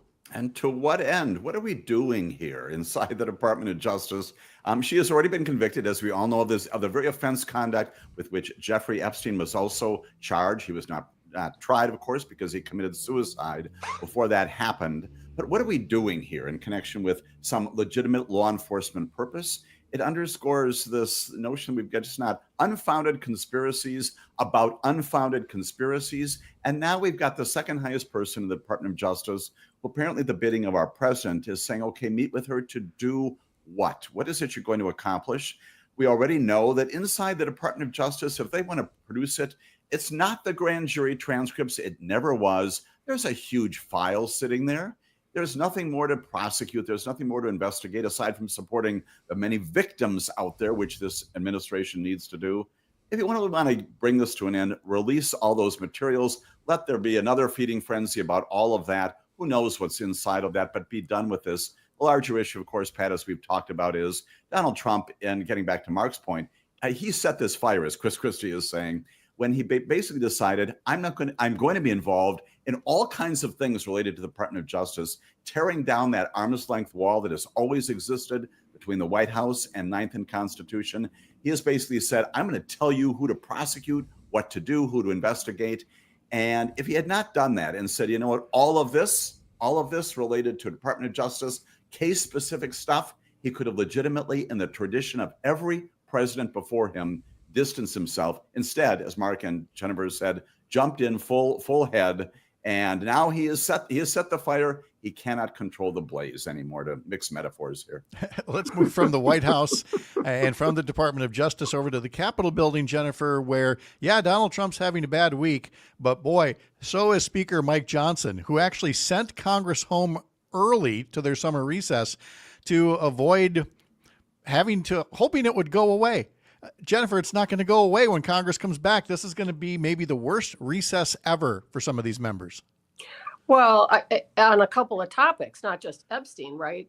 We already know that Republicans are being counseled not to hold town hall meetings again, because remember how well that went when constituents were upset about the DOJ cuts. Constituents are now upset about lots of things. They want the Epstein information, but they're also really worried about these Medicaid cuts, SNAP cuts, the ACA premiums going up, and other things like that. And I think that Republicans, if any of them do show their face in public, now that they have a 6-week vacation, it will be a really difficult time for them. I think it's also a good time for the press to really hone in on some of the specifics of these issues that the Republicans are trying not to talk about, because there are going to be a lot of really drastic impacts on people and very soon. Mark, when as part of the distraction, you had Trump and others, Tulsi Gabbard, Ron Johnson, Derek Van Orden, going so far as to try to talk about, arresting Barack Obama for the 2016 Russia influence in the investigation, and Tulsi Gabbard's deliberate misconstruing of documents related to 2016. It all felt very outrageous yesterday and the day before, and it still is. But Mark, I feel like by now it's become clear that that's been one more thing they're trying. Their base has always been wanting to arrest Obama for some reason, but if they thought that was going to be a successful distraction, it doesn't appear to be so. Well, anything works with their base. I mean, their base is, just doesn't care about facts. Whatever Trump wants to do is great. But that's not a majority. It's not even close to majority. And the rest of the people who, still have thinking brains in their heads are I think that they see this for what it is. I mean, when you see them dredging up like Hillary and Obama, I mean, that's old news, folks. And the Obama thing, that's just dishonesty by Tulsi Gabbard, who we knew what she was when she was named. In fact, Trump knew what she was when she was named, and that's why he named her. She's very pro-Russian. She doesn't really have any respect for democracy. She doesn't have any respect for the facts, because when you look into the Obama thing, it makes no sense. And a bipartisan congressional report on the whole issue, endorsed strongly by Marco Rubio, found that there was no problem there. Yeah, and it was, again, when I say ham-handed, it was just so apparent and blatant that she took documents that said there's no evidence that Russia meddled in the election and changed votes in voting machines, to there's no evidence Russia meddled in the elections, period. Jim Santel, you try something like that from a legal standpoint, and I think you get in a little trouble. You'll have your head handed to you by any federal district court judge, any appellate court judge would say, Mr. Santel, let me read to you the rest of the sentence, the rest of the report. And it is a part of, as all four of us are saying, it's a part of the deception. It is linguistic gymnastics of the worst kind. It is relying upon the notion, which apparently is true for some portions of our population, they do not have the capacity to do the critical thinking and say, wait a minute. Let's figure out what the rest of that sentence is all about. Let's figure out what the truth is. And at least on this, I am bright enough to know that this is not the case. This administration depends on people not understanding everything from how government works to how basic language works to how, even inside my world, how criminal charges work, what things happen in the civil courts. And therefore, you can take these little nuggets of words, twist them around, and maintain that that's how things have always been. It is deceptive. It is really cynical also at the highest level. The president basically is saying, I know the American people are not bright enough to call me out on this, so I can go down this road. And then the Tulsi Gabbards and the others, including the attorney general, can follow in suit. The president has in the past said, I love an uneducated people. We've seen that now once again. Yeah, without a doubt. Jim Santel has Amicus, a law review. You can hear it Saturday mornings at 9 o'clock on Civic Media stations and a playback on Sunday morning. Of course, we've got Mark Jacobs' newsletter at stopthepresses.news, also through Courier Newsroom. And Jennifer Schulze's Indistinct Chatter is on Substack. A local update is next for some of you. Others will continue our discussion here with the panel as we head into the weekend, along with Mike Clemens and State Representative Lee Snodgrass in our next hour. I'm Pat Kreitlow.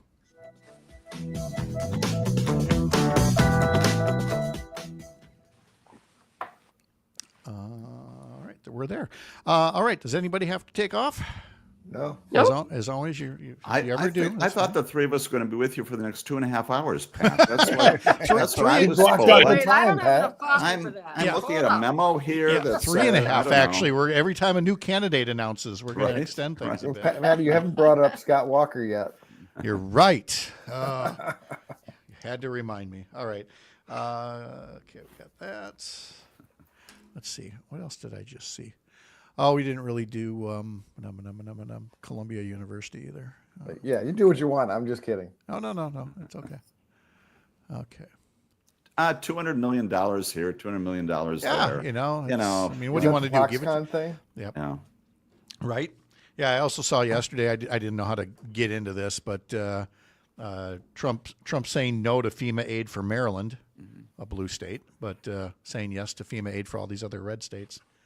How convenient. Did you guys see the interaction with Trump and Jay Powell?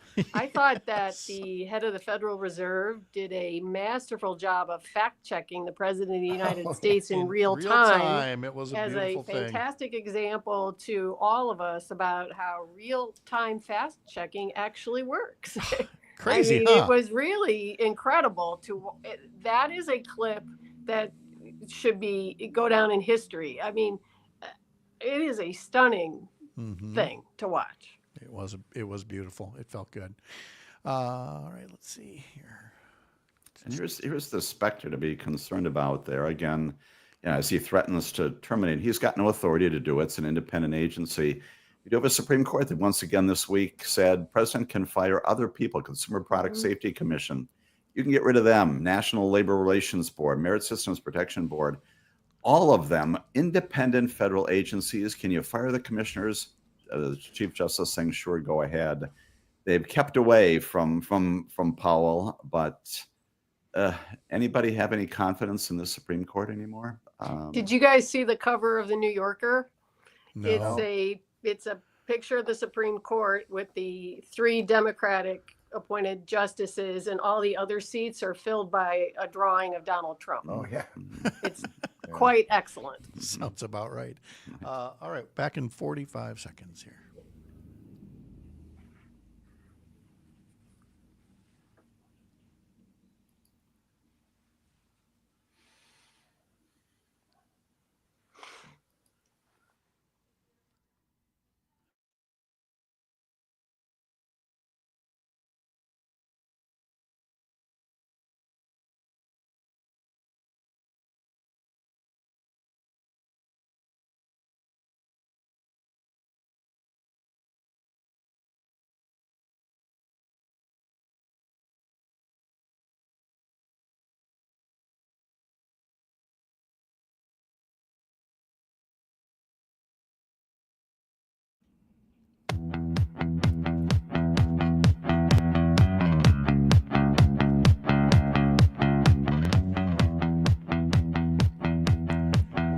Here's your reminder that it's Free Ticket Friday, and we are giving away 4 tickets, club-level seats to see the Brewers-Cubs game next Wednesday afternoon.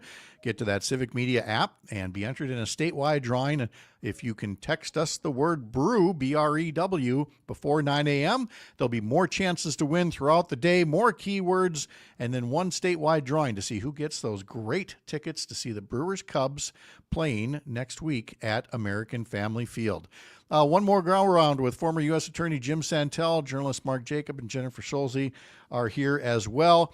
Jennifer, let's talk about having to cover something that you just know is a non-story, but you got to cover it anyway. And that takes us to Scott Walker, who cryptically put out a message yesterday after Governor Evers' announcement. Folks know that Donald Trump is both the 45th and the 47th president, and he's got those goofy-looking red hats with a 45 and a 47 on the side. Well, Scott Walker, in the worst political coincidence in Wisconsin history, was the 45th governor. And if he were to win next year, he'd be the 47th governor. So, of course, he tweets out a picture of a red hat saying 45, 47, and says, "Make Wisconsin great again" on the front of it. Now, there's no credible indication that Scott Walker is going to run for governor. He's making something like $800,000 running this right-wing organization for youth. But when he does something like that, I mean, that's the classic definition of earned media, because reporters can't help but put that up and say the former governor is tweeting that he might run again, even if he has no intention of it. That's how you work the media. So the press in Wisconsin and beyond ought to take this opportunity to remind people who Scott Walker is, what he did and didn't do in the state of Wisconsin, and also point out that this is, like political propaganda, if you will, but don't only report on the, oh, isn't that cute? Look at the hats. Oh, which unfortunately I think a lot of media has a tendency to do, but take it the next step further. So what happened to Wisconsin when Scott Walker was governor? Let's talk about that. Remind people about that, even if it's just a sentence or two. He had a pretty disruptive time as governor of Wisconsin. the press should talk about that too. Yeah, not be afraid to go backward. Mark, it took you about 5 seconds for you to drop the word Foxconn when I mentioned it to you a little bit earlier as part of his legacy.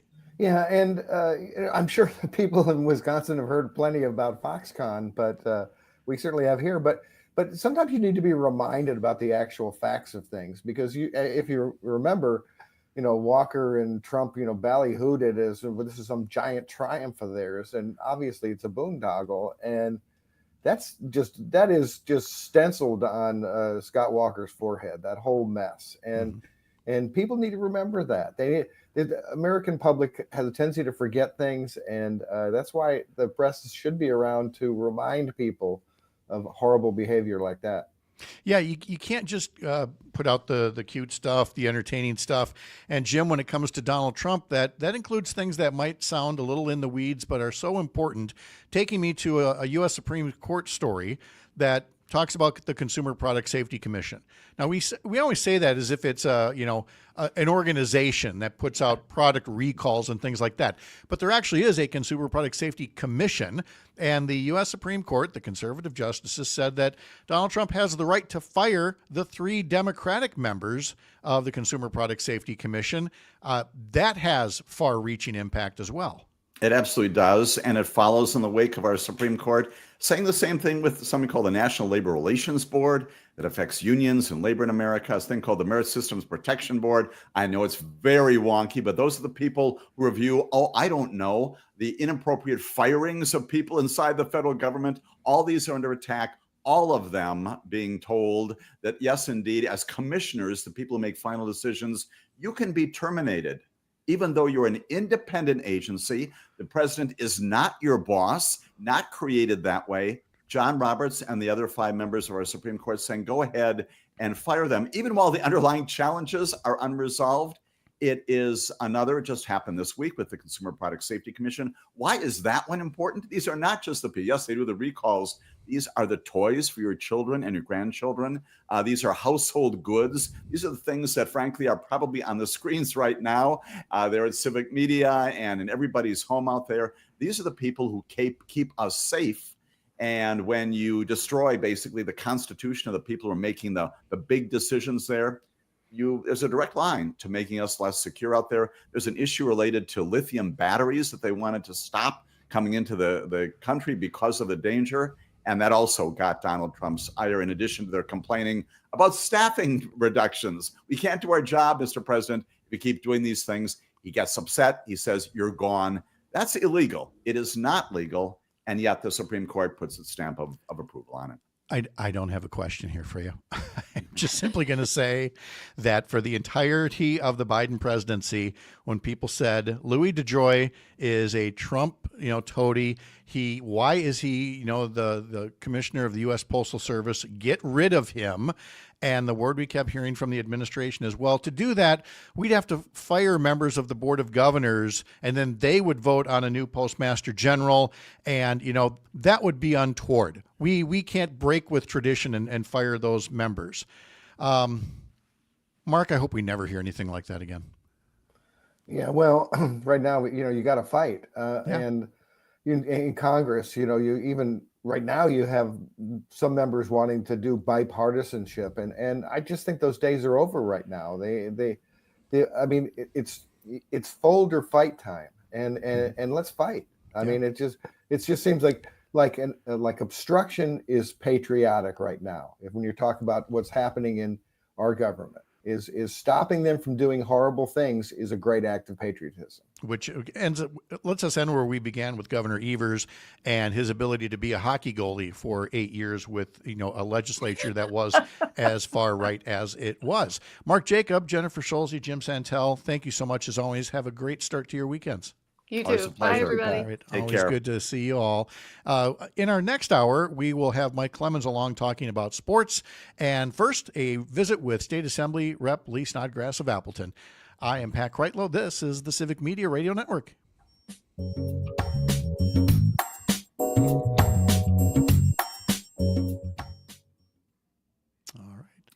All right, Jim, I'll see you Wednesday. We'll see you next Wednesday morning. Very good. Take care. Have a good weekend. Always a pleasure. See ya.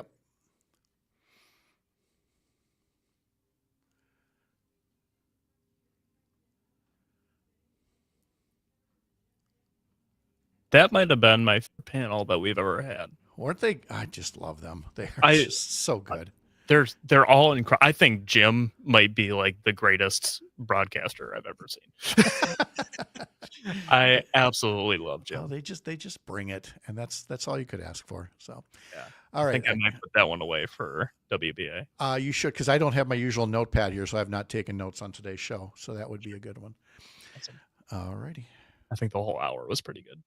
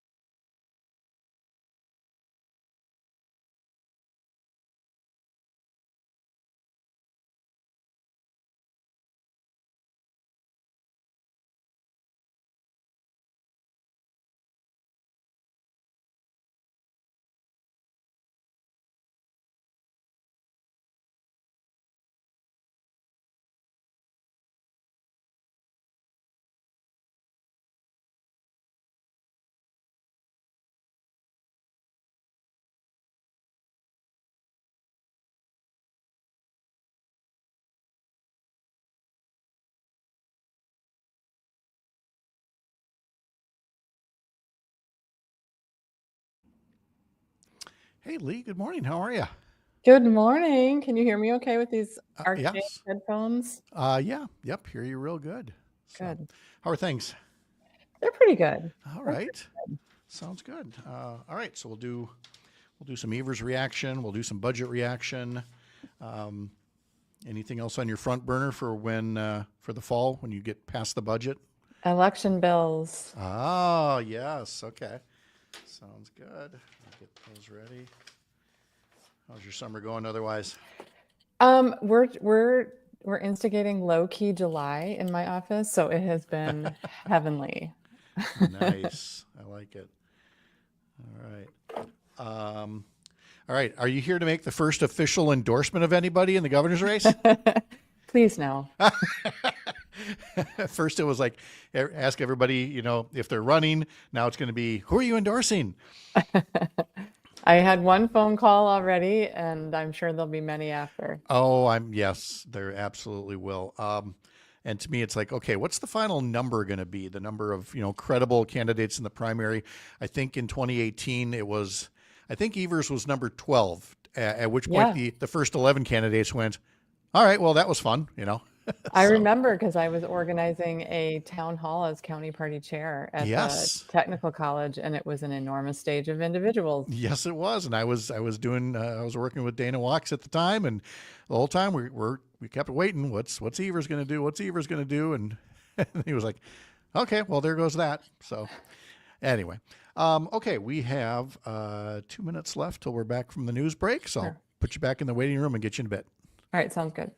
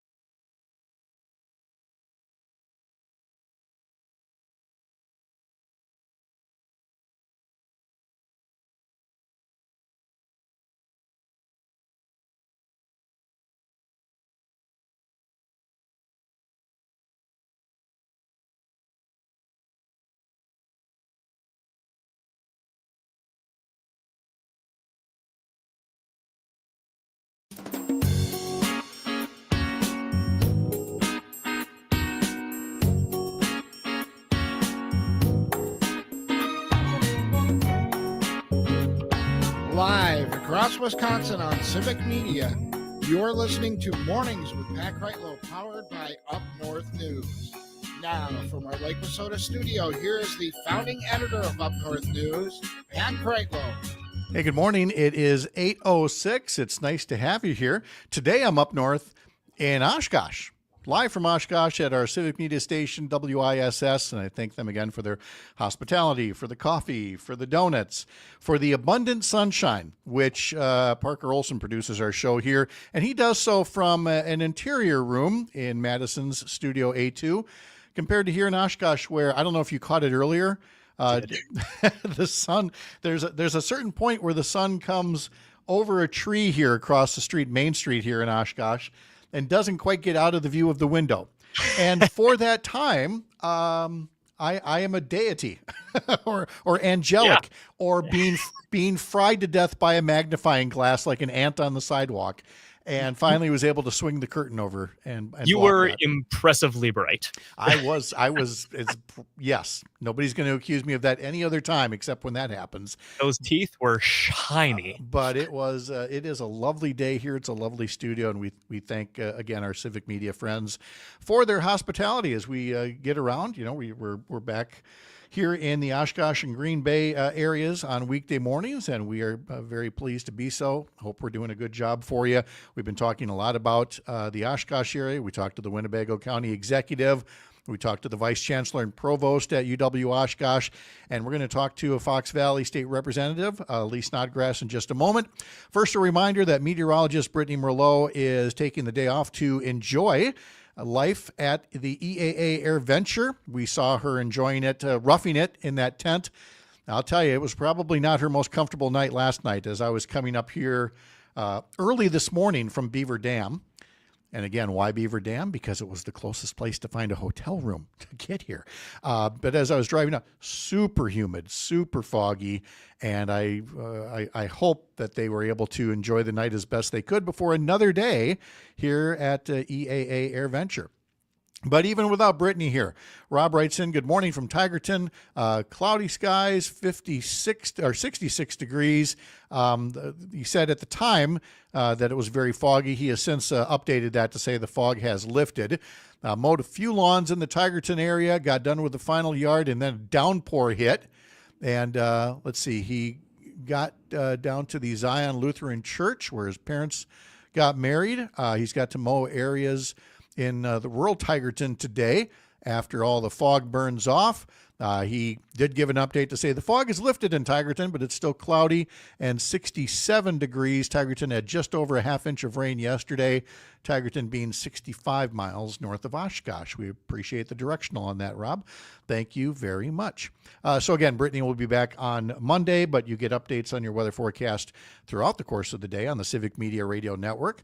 And if you haven't heard it yet, it is Free Ticket Friday. So coming up in just a little bit, I will give you the keyword for this morning. Text that in through the Civic Media app. You'll be in the running for Brewers tickets for next Wednesday afternoon's game between the Brewers and the Cubs. So stick around for that. State Representative Lee Snodgrass of Appleton joins us now to talk a bit about issues that she's working on in the Fox Valley and in Madison. Lee, good morning. How are you? Hey, good morning, Pat. Nice to be here. It's so nice to see you again. And of course, we've got the news of the day to start off with. Governor Evers announcing yesterday that he will not be seeking a third term in 2026. Opens up a wide primary from both parties for governor. But let's stick with the governor's announcement first and your reaction to Governor Evers saying that he will not be seeking that third term. I think the governor is doing what's right for him and his family right now, and I completely support that. I think Tony Evers is going to go down as a governor who prevented a lot of horrible things from happening, and I had a front row seat to that. Never was there a more powerful veto pen, and I'm excited about what's coming up in terms of new candidates, new opportunities to put another Democrat in the governor's office. Well, especially when you consider not just the gubernatorial primary that's coming up in August of next year, but the lieutenant governor primary. That's an entirely separate beast. You don't run as a running mate until after the primary when you see who won the lieutenant governor primary. You could see wide open races if Josh Kaul or Sarah Godlewski decide to run for Attorney General or Secretary of State, if those become open seats. And of course, a whole lot of legislative seats are going to be out there as well. You've been county chair of the Outagamie County Democratic Party, so you have seen your share of primaries. And I have. so I want your thoughts on primaries, because there are those who work so hard to have them not happen and see them as inherently bad, that they suck up resources and they can lead to party divisions. But I don't think that that's always the case. And I think given that we may see a lot of primaries next year, I think we need to, have an open mind about, some primaries might be divisive, but other primaries are healthy. I think we did a pretty good job last time. I remind people that Governor Evers was one of, I think, a dozen candidates that were running. And, I remember, because I was county party chair, everybody had their favorite, and it stayed ultimately pretty positive.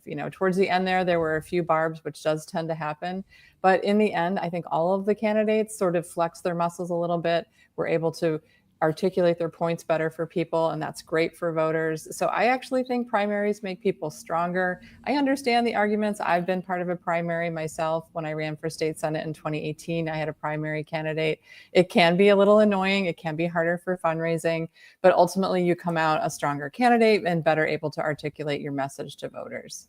Well, and you're going to want that, because the elections next year were going to be pivotal anyway. Democrats were already looking at the possibility of a trifecta now, with fairer maps of winning control of the Assembly and or the Senate and holding on to the governor's office. So a primary might only help those matters. So how do you talk about the stakes of 2026 when you're talking to voters about what they could see after 2026, depending on how the voting goes, how much differently or perhaps how much better things could be in Wisconsin?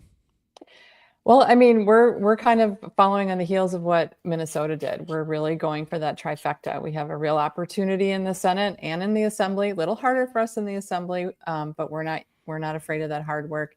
And then, of course, holding on to the governor's office. So this is, we say it every time, this is the most important election in Wisconsin. But unfortunately, we live in a state where every election has really, really high stakes consequences. And this is certainly one of them. We have to hold on to the governor's office if we're going to go for a legislative majority. The most tragic thing really would be having that legislative majority and not being able to get anything done. The Republicans have sort of fought against that a little bit with Governor Evers. And like I mentioned before, he was the only person really keeping some horrible legislation that was easily passed from becoming law in the state of Wisconsin. We're talking to State Representative Lee Snodgrass of Appleton. And of course, all this news coming literally days after the state budget debate was settled and the state budget was signed. There was this agreement between Governor Evers and legislative Republicans. We have certainly covered it at length, both the good and the bad. And, in each case, you've had people explaining, what ultimately tipped the scales for them to say, okay, I can support this, or nope, I just can't support it. You came down as a no vote, and talk about what led you to that point. For me, the no vote was really easy. I have some kind of deal breakers as a politician and representing my district. One of them is making sure that we have public education in a really strong place and not having an increase in general aid. When I talked to my superintendent and I said, hey, is this special education reimbursement going to be enough? Is this going to help you? We're still going to have to go to referendum. And we really need to make sure that we have that general aid. The other one was childcare. I spent the entire last summer talking to childcare providers, both in-home and group center childcare providers. And while it was a little bit better than it was going to be, there was going to be nothing in the budget. So I am very appreciative of the governor and Senator Hasselbein for their negotiation. The fact of the matter is that's going to end in a year. We're going to be right back where we started from. And that also comes with some really bad policy strings attached. We're going to increase ratios, and we're going to have, young people who may not be ready for the job able to be certified as childcare teachers. So where do we go from here? The state budget's done. There's still a session to be held through the fall and into early spring of next year, theoretically, depending on when Republicans want to go home and start campaigning. But there are still plenty of bills out there, plenty of work to be done. What are some of your priorities post-budget? I think this September, you're going to see a lot from our office and some other offices on the other side of the aisle in regards to election bills. voter access, making sure people who are living with a disability have better access to voting, making sure that we sort of work with our clerks. I've had a pretty good working relationship with Representative Scott Krug. We're going to continue to try to find some common ground together on really strengthening Wisconsin's election process. Okay, I'm glad to hear that there's the potential for bipartisanship in that. How do I put this? I mean, I'm glad you're doing it. Just be honest. Do it. I'm glad you're putting it out there, because a record has to be made of what we can do. But I mean, are you doing this thinking that you're going to be able to force a vote and get these to pass, or at least just put the contrast out there of what we could have in Wisconsin to make elections better? Legislating in the minority in Wisconsin is a challenge because almost everything that we introduce doesn't even get a hearing and get out of committee for a vote, much less to the floor. We do have to continue to find those pathways. People put us here to put our ideas out there and to have solutions. And soon enough, we're going to be in the majority, and we want to have that record of legislation that's ready to go. This is part of it. There are, though, in the space of democracy, I will say, some lanes where we can find agreement. And it's very rare. We still disagree and argue, but I think you'll see that there will actually be some bipartisan bills going into that committee and coming out onto the floor. I think that was part of my hesitancy, was to avoid expressing the frustration, and yet thankfully you went ahead and did it, that there are a lot of Democratic bills that do not even get the courtesy of a public hearing. And folks going, oh, it's always like that. No, it most definitely was not. This is a pretty recent development, within the past decade of Democrats not getting bills, even a public hearing, unless you can find some kind of a bipartisan co-authorship on there. So I mean, you're already starting to put some cracks in the barrier that used to be there for the longest time.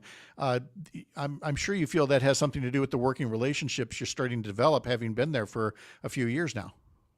Yeah, I mean, I was part of the COVID class. So when I came in, we were already isolated, and part of being effective in politics is building those relationships. So I feel like I was behind the eight ball, my class was, but you do start to, as horrible as the headlines are, we have to work together as colleagues, and we do start to see the human side of one another. And I know on certain issues, where I can find some common ground. Representative Elijah Benke was on my pollinator bills. That's the first time a Republican has been an author on those bills with me. He's an organic farmer. These are things that matter to him. Scott Krug has always been somebody who cares about local government and their clerks. That's a common area where he and I can find. So I might disagree with them on 98% of other things, but I do look for those pathways where we can find some bipartisan work to do. And honestly, if you can't be bipartisan about pollinators, seriously, I thought you found such an opening for some real conversations about things that are good for everybody and for our natural resources and beyond. Lee Snodgrass, State Representative from the Appleton area.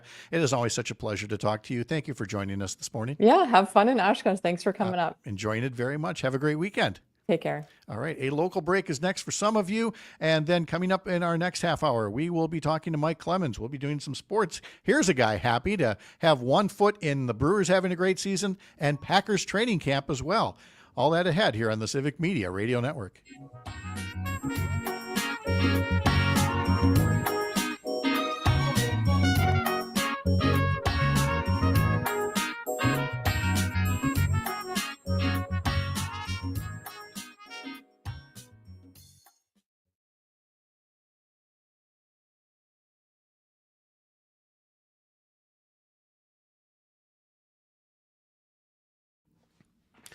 Would you be able to re-rack the Tammy Baldwin bite?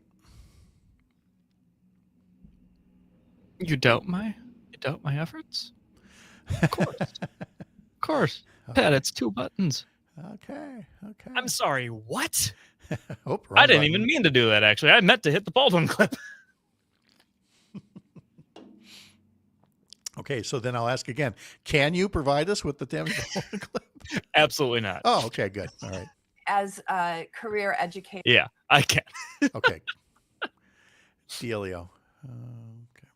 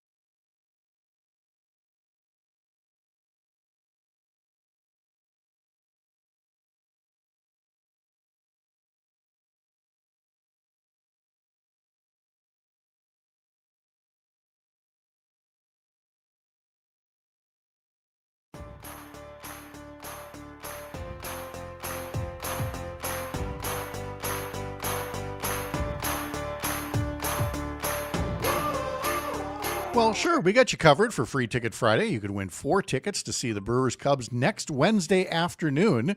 Use that Civic Media app. Use the text feature on one of the stations where you're hearing this lovely program and text us the word brew. That's this morning's keyword, BREW. You've got to text it before 9 o'clock, before the end of the show. And then there will be other opportunities throughout the course of the day, different shows, different keywords. Text those in too. Every one of those texts is an entry in a statewide drawing for those 4 club-level tickets to see the Brewers Cubs next Wednesday afternoon. So enter if you can go. Enter if you can get the tickets electronically and use them on your phone. Text us brew before the end of the hour. Our story on our website, upnorthnewswi.com, that I posted there late yesterday about the governor's decision reads, in a love letter to Wisconsin, Tony Evers explains why he won't run for governor again. He said that he was confident that he would win a 3rd term if he sought it, but has decided to retire after 50 years in service. He wrote, "Here's the truth, Wisconsin. The only thing I love more than being your governor is being a husband, a dad, and a grandpa. Marrying Kathy is the greatest accomplishment of my life because it gave me a lifetime with her, 3 amazing kids, and 9 incredible grandkids. For 5 decades, my family has sacrificed to give me the gift of service. They're my world, and I owe it to them to focus on doing all the things we enjoy and love doing together. It's why, Wisconsin, I will not be running for a 3rd term."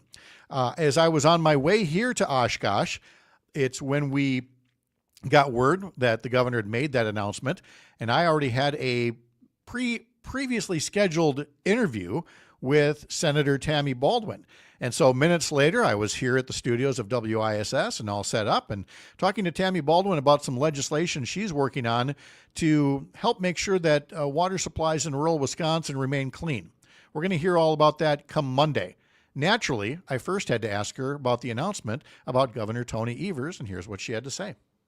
As a career educator turned governor, working with him to support public education has been such a joy. I'm certainly going to miss him, but I'm certainly going to look forward to the year and a half that we still have to work together on behalf of the people of the state.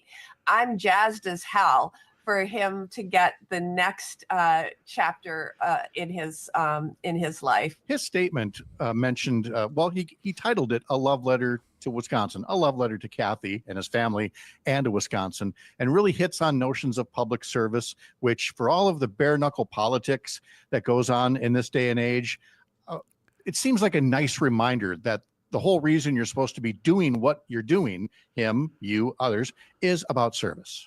Exactly. And that's really, a reflection of his life. I talked to him earlier today, and he was reflecting on nearly 50 years in public service, whether that was as a teacher, a principal, superintendent of public instruction, or governor, a servant of the people. And he embodies that.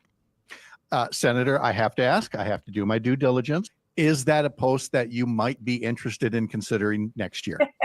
No, I know that we have a very well qualified group of folks who I'm sure are eyeing the possibility of running for governor, and I look forward to that.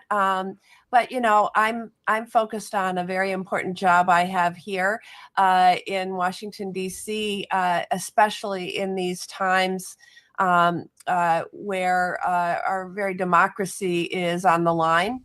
And I am very honored to be in this fight, and that Wisconsinites entrusted me with being their voice in Washington. Senator Tammy Baldwin there. And then, of course, since the news, Lieutenant Governor Sarah Rodriguez has now announced that she will run for governor. Milwaukee County Executive David Crowley said he is preparing to announce a run for governor. And there will be others that I'm sure we'll be tracking, I would say, over the next days and weeks. But I think days might just be the best way to put it.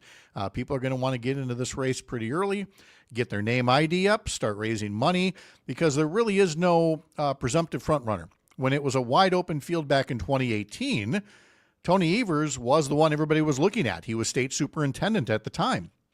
And people said, well, if he gets in, he'll probably be the nominee. But he gave no indication. He was playing it coy for the longest time, and at that point, about a dozen candidates got in the race before before Tony Evers said that he wanted to run for governor.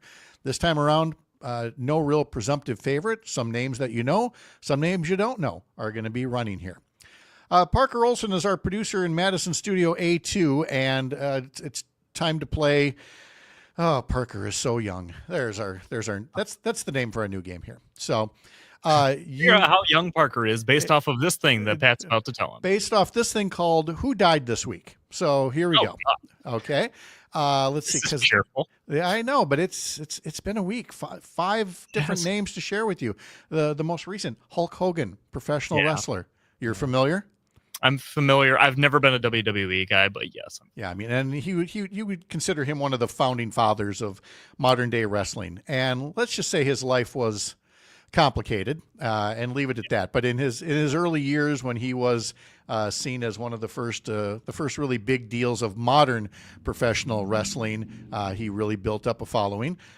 Malcolm Jamal Warner, of course, earlier this week, you knew the name, but I'm guessing you weren't a Cosby Show watcher. That was a little before your time. Didn't even know the name. Didn't even know the name. Okay, great. Not depressed at all. Not even going to ask about Connie Francis then, who was like the biggest deal of the time when she was singing in the 1950s and 60s. Ozzy Osbourne, we discussed him. Okay. Yeah, you got that, right? Yeah. Okay. Yeah. And then most recently from yesterday, trumpet player Chuck Mangione. No. Okay. Feels So Good. Was his signature tune. Feels so good to feel this old. Thank you, Parker, for playing along with us. To guess how old I am, please hit that text line. Put in that number. How old is Parker? No. Just text us Brew for those brewery tickets. Mike Clemens is along with Sports Next year up north.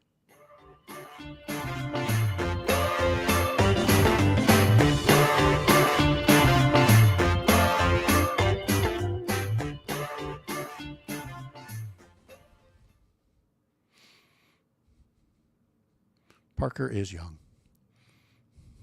That I am. That is not news.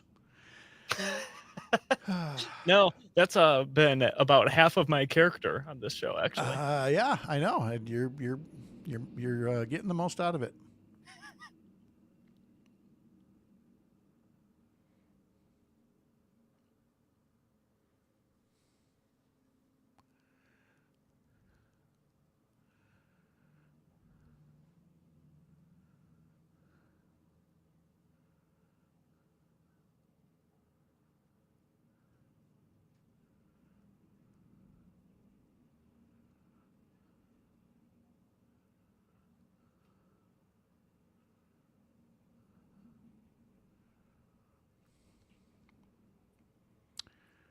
All right. We've got Dom and or Mike there, don't we? Hello. Hey, Mike, good morning. Hello. How are you doing? Very good. Living the dream. Yeah. Okay. Burn it all. All right. I got your notes here, so we should be good. Anything else new since then? I don't think so, no. All right, then we are good to go. And we'll be back in 3.5 minutes. Talk to you in a bit. All right, thanks, Pat.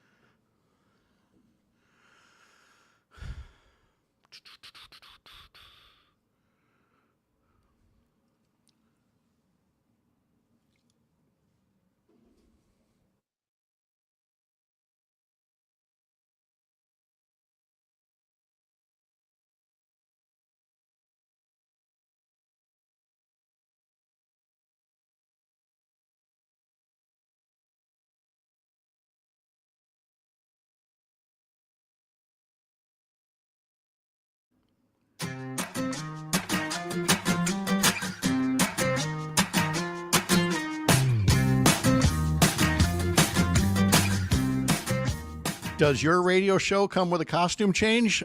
This one does, because it's a I free. was wondering. I wasn't sure if you did change. It is Free Ticket Friday. We're giving away tickets to a Brewers game. The Brewers are playing this afternoon. One of the people on this show is going to the game right after this, making his way to Milwaukee. And so the Brewers Hawaiian shirt that was given to me for my birthday a couple of weeks back by one of my daughters has been donned and is ready to head down and see the game today. Although we're kind of matchy. We got the light blue shirts. Yours have what are those, limes or kiwis or something on there? It's up for debate. I believe lime or kiwi is the running theory. Okay. We're not sure. Okay. Well, I think I'm on Team Kiwi. Team Kiwi. Okay. Well, I'm Team Brewers over here and ready to head down to American Family Field for what's going to be a wonderful day, a wonderful game, and we're going to get to that. But we've also had Packer training camp open up, and so Mike Clemens is here with all that and more to help kick us off into the weekend. Mike, hello. How are you? Hi, Pat. Yeah, I'm calling you from training camp. I'll be here through Labor Day weekend. I will shoot down and catch a couple Brewer games. I can't do this one. As you say, that Brewers game today, the first pitch is at 3:10, and then they're having this big anniversary today. So that's a great game to go to today. You know, you got the Brewers opening a series against the Marlins, and then after that, they have brought back over 25 players to represent each year that they're celebrating the 25th anniversary of opening Miller Park. Can you believe the ballpark's that old already? No. Now, of course, it's American Family Field with its wonderful retractable dome, because in the spring, when it's raining and it's like, well, gee, do I go to the ballpark to cover the game? Yeah, the game is on every day. You know, it's on every day. It's a beautiful thing. There aren't those costly rain delays. And so it'll be Freddie Peralta on the mound for the Brewers. The Brewers were in first place in not only their division, best record in baseball, right? 61 wins. Yeah. And after the game, then they're going to have this home run derby, and they brought back guys like, you know, Ryan Braun and Prince Fielder and Carlos Gomez, Corey Hart, all these fan favorites, Jeff Jenkins. And Carlos Gomez and Brawny will be team captains, and they will pick, you know, hitters for their team and have a little home run derby after the game today. So that's going to be a great one to watch. It really is, and I have to say it'll be kind of cleansing for me in this way. One of the best displays of hitting I'd ever seen was back when Mark McGwire was at his peak, and he was coming to the Metrodome to play the Twins, and I made sure to get there extra early for BP. And watching Mark McGwire launch these things in BP at the time, not knowing what we know now, was just wonderful to watch as a baseball fan. And then, of course, later in hindsight, it feels so tainted that I tell you, today's home run derby is going to be kind of a cleansing for me after what I had to see there, you know, more than 2 decades ago. The Cardinals came to town during that home run derby, if you will, between him and Sammy Sosa. And one of the guys at the station said, hey, you want to go? And I had other plans that I was going to cover something else. I can't remember what. And he said he had a credential. Like, okay, yeah, let's go. And we go down and we see Mark McGwire hit, like, I think it was like 61 or 62. It was just, and I have not, you know, I mean, I got to see Hank Aaron as a kid. I have not seen anybody launch a ball that had this vertical trajectory immediately off the bat like that. No. The way he was that year. I mean, it just leapt off the bat and went way high. By the time it, Uger could have called a get up, get out of here, gone within a second of that thing. And then keeps on creeping and creeping and creeping, and then goes deep back into the bleacher seats at County Stadium. It was amazing to watch, no question. Yeah. Tony writes on YouTube, where is Richie Sexson, one of the tallest baseball players I've ever seen, 45 homers in 01 and 03. So clearly, I think, I don't know if he's part of this later today, but when people see those 25 or more Brewers marking 25 years at this particular ballpark, there's going to be a lot of time travel today as people like we just did go back and have favorite memories of favorite players. Right. Yeah, absolutely. Wasn't he like 6'7"? He's pretty big. Of course, you got Aaron Judge now these days. Yes, I know. And Who causes an eclipse when he gets into the batter's box. And he can launch him. He too is fun to watch as long as you're not playing against him at the time. So let's get to training camp. You're there. You've got the practices that are open to the public some days. It just has, an aura. Everybody likes to talk about, the kids and the bikes and everything, but I mean, it just is an experience for the players, for the spectators, for the community. Right, and these players are juiced for it too because they are football players. This is what they do in life. They've worked very hard to get to this point. They heal from the wounds from the off season, then they go back after about a month or two off, and they've been working out to get to this moment. And by the way, they have to re-earn their job. There's a competition going on. So for the first 3 or 4 days, under the current CBA, the collective bargaining agreement, the coaches don't throw the pads on right away in these guys. They've got to have like 3-4 practices in helmets and shorts. And so we started on Wednesday at 10:30. The practices are open every day at 10:30 to the public. They're going to go by fast. 20 years ago, when Mike Sherman was the head coach, when we still had two-a-days before those union agreements with the players, he had over 50 practices.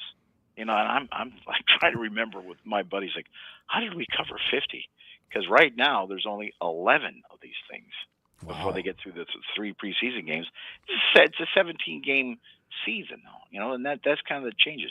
There are some more practices that I get to see, but that won't necessarily be open to the fans. But so I asked LaFleur about this. I said, so what do you accomplish with these practices without the pads before you put them on next week? And he said, particularly with the first-year players, he goes, I don't want you touching my quarterback, and I don't want you putting my running back on the ground, okay? Those are the 2 rules. And he said, you see, the difference is, we could only go up to 75% speed even through the mini camp in June. So now we're going 100%, right? Mm-hmm. So when they're doing 11 on 11, it's 100% in terms of speed, but, guys can get twisted and tangled up and end up on the ground. He doesn't want that because even when we put the pads on, you don't want to do that because you don't want guys getting hurt in training camp. So those are some of the techniques that they're trying to learn this week. Now, one of the biggest stories we're watching is center Elton Jenkins, who got moved from left guard to center in the offseason. They signed Aaron Banks from the 49ers for $77 million for a guard. Yikes. And Elton, who was a veteran player, he got a deal just a couple of years ago at 68. And his agent called Russ Ball at the team and said, "Yeah, I'd like to inform you that our guy's going to get a raise if that's what the market is now." And so they're still in the middle of negotiating that contract, but we're waiting for that to be resolved. Meanwhile, Elton has a sore back, and we've been seeing him on the sidelines working out with a trainer. How's the mood of the team overall? I mean, you're coming off a loss to the Eagles in the playoffs. At what point has it already become ancient history, or do you actually keep that memory fresh to provide some motivation as you get set to start a new season? Yeah, Pat, I came into this season looking at this like I am not going to accept rah-rah stuff. Mm-hmm. I'm not going to accept, the window of opportunity. There's to these guys, to Brian Gutekunst and Matt LaFleur, you have to try and win a Super Bowl every year. There's no window of opportunity. It's like you have to win now and keep winning in order to keep your job. So with that in mind, I'm thinking, okay, if you're LaFleur and you're driving up to the stadium now and you're going to start your 7th season, what's left? I mean, you've gone to the playoffs year after year. You've transitioned to a new quarterback after a Hall of Famer with now Jordan Love. And to me, it's just like we got to be better at, winning in games. If you fall behind, solving the Rubik's Cube in game, or maybe there's something in the game planning, like the game planning of a Bill Belichick or the in-game adjustments of a Tom Brady. How can we get to that next level to turn some of these games around? And I talked to Love about this. I said, hey, this you went 1-5 in the division last year. The one thing, is this an advantage that the Vikings are going to go with a new quarterback, the Lions are going to have to go with 2 new coordinators, and the Bears have a whole new coaching staff? He says, yeah. I says, I can just take last year's playbook and take it to the next step. So that saves me a lot of time. I'm going to ask LaFleur about that. But there's no question the thing that really comes through is there's just another level of seriousness. It's not just guys hanging out and playing for each other. They are being more, in the third or fourth year, more serious about their business. And you see them running to coaches and getting things, cleared up if maybe something didn't go just quite right on the last play. And you got Josh Jacobs, the running back, and Xavier McKinney, the safety, the two free agents that came in and took over that locker room last year as leaders, that when they lost that game in Philadelphia, they looked around and told them all, this ain't it. This is not what we're here for. You guys fell short, and this isn't going to happen again. And so there clearly feels like, I don't want to be cliche, a sense of urgency with all these players, and especially from LaFleur as well.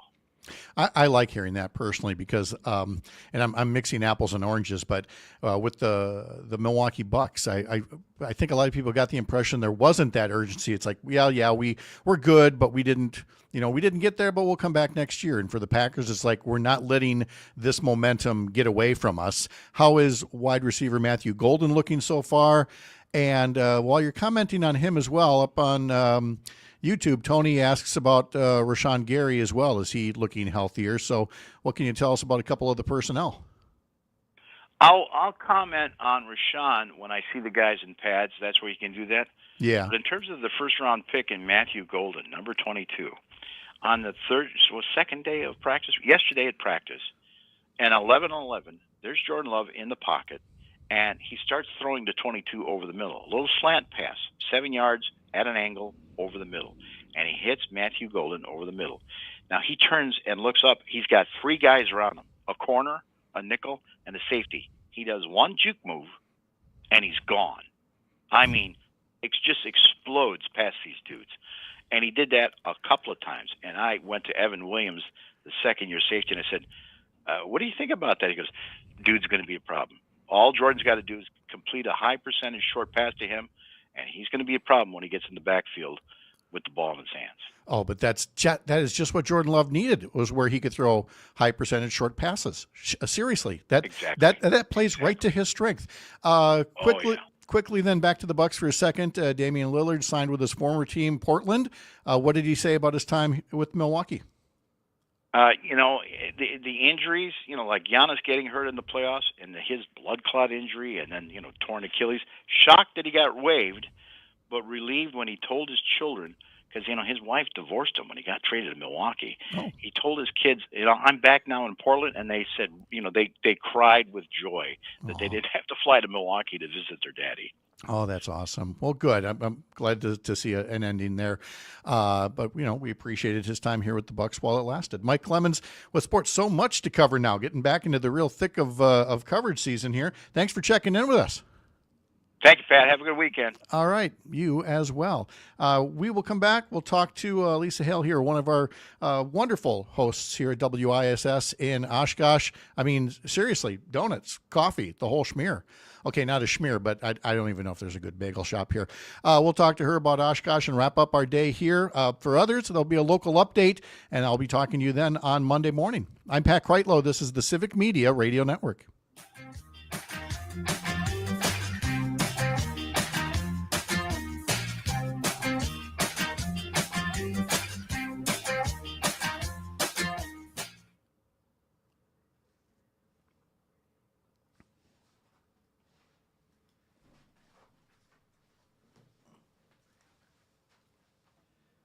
Thank you, Mike. We appreciate it a lot.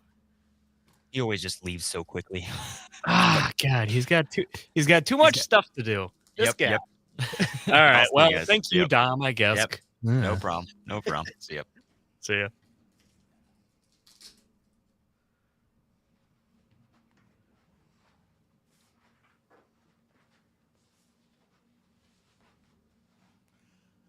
All right. Let's get over here so we can get you on camera. On the camera and everything. If I can get this all undone. There we go. Oh my goodness, he's breaking things. That there.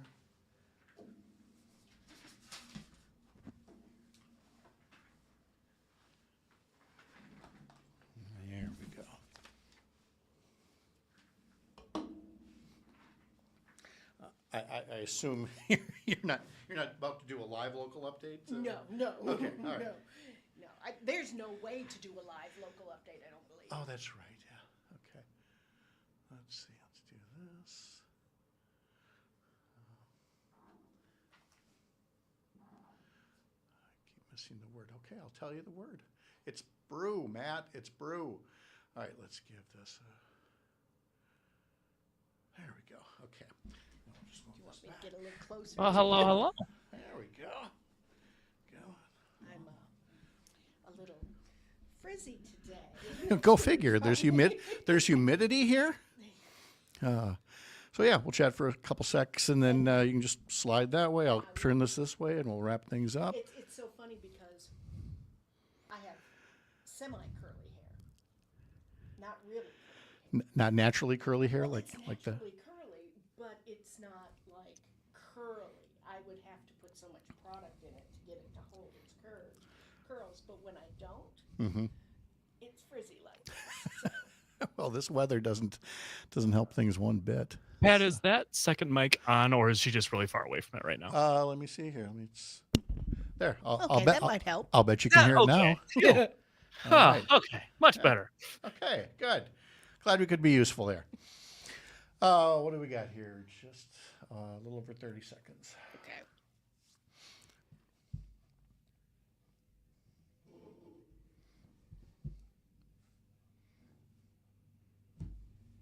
Somebody's got to fix that.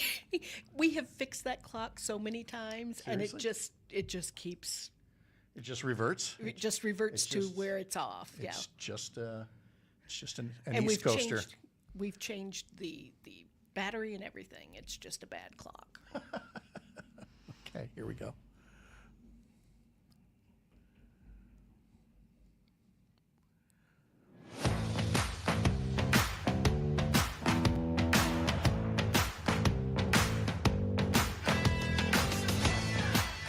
All right, here we go. One more time. The keyword is brew, B-R-E-W. That is the keyword for the Friday, Free Ticket Friday. Win tickets to the Brewers Cubs game next Wednesday afternoon. You've got yourself another 6 minutes or so to send that, text that in through the Civic Media app, and then there will be more keywords, more chances to win throughout the course of the day. Lisa Hale is here, who covers Civic Media News here in Oshkosh and in Green Bay as well, and has just been a wonderful host for us today. Thank you for that, Lisa. Well, you know, I used to, when we have people coming from the corporate world, shall we say, Corporate I world. want to be nice. You know, I want to let them know that I love them. So I brought you some donuts and some coffee and You stuff did. like that. We did. There was coffee here. There was donuts. I mentioned the temperature in the room. It turns out Parker, they can adjust the temperature here. Yeah, we can move the Oh, air no. conditioning up and down. So Yes. I turned it up. Well, I turned the air conditioning up. I brought the temperature down. Oh yeah, we had this debate because she has lived in northern states, but also southern states. Right, and the terminology is different. You turn the air conditioning down to get it cold. To get the Oh. temperature down. No, No. you turn it down to turn it off. You turn it up to get more cold. Okay. That's Yeah. the South for you. It's nuts. Yeah. Okay. Where all did you live? I've lived in Louisiana and Mississippi and Texas, as well as Wisconsin and Michigan. I know this is true because you said Louisiana. Yes, I am definitely a Louisiana girl. I spent more time in Louisiana than I did in the other states. Always in news, or what kind of fields have you worked in? I have been in radio since I was 15 years old. Oh. I've been doing news since I was 19, or, after I got out of college, because I got my degree in journalism.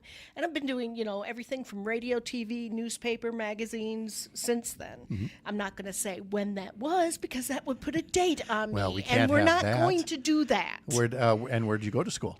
Northeast Wisconsin, no, that's where we're at now. That's right. Northeast Louisiana University is what it was known as when I went. Okay. It is now University of Louisiana at Monroe. Okay. That's where I got my journalism degree. ULM And mentioned. then I went to Northwestern State University in Natchitoches for my business degree. I have a couple hundred degrees. Where's Natchitoches? That's in Louisiana too. Okay. It's in Cajun country of Louisiana. What are you missing most here? Let's talk food for a second here. That's exactly it.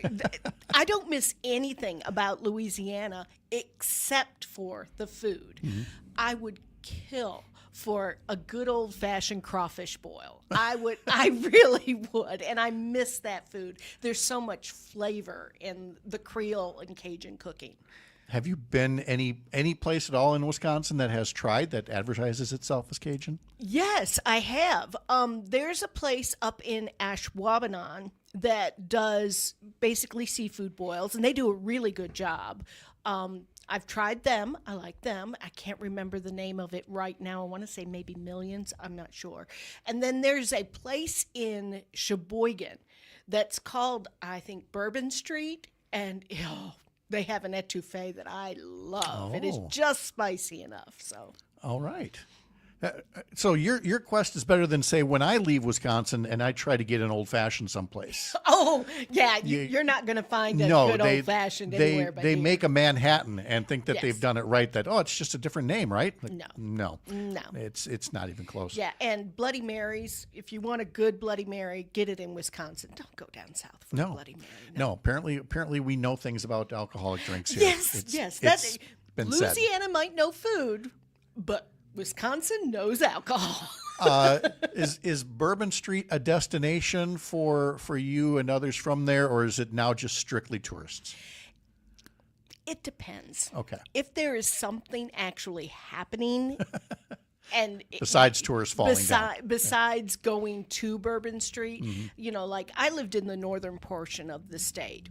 So if there was a concert I wanted to go to in New Orleans, I would go and maybe after the concert walk Bourbon Street, but I wouldn't go to Bourbon Street just to go. And I would not go to Mardi Gras just to go unless it's one of the other Mardi Gras. But I could see what you mean about if there was something specific there, because there are so many places to see music. It is just, and Nashville's the same way, and I'm sure there's other cities too, where it's just like, here's a place with live music, and then the next door there's live music, and the next door is live music, and you don't get that in almost any Wisconsin community, but in some of these places, that is what they're known for. I mean, the best blues band I ever saw was on Bourbon Street. Oh, yeah. Not jazz, it was blues. Blues, definitely. Oh, my goodness. Yeah. Just so good.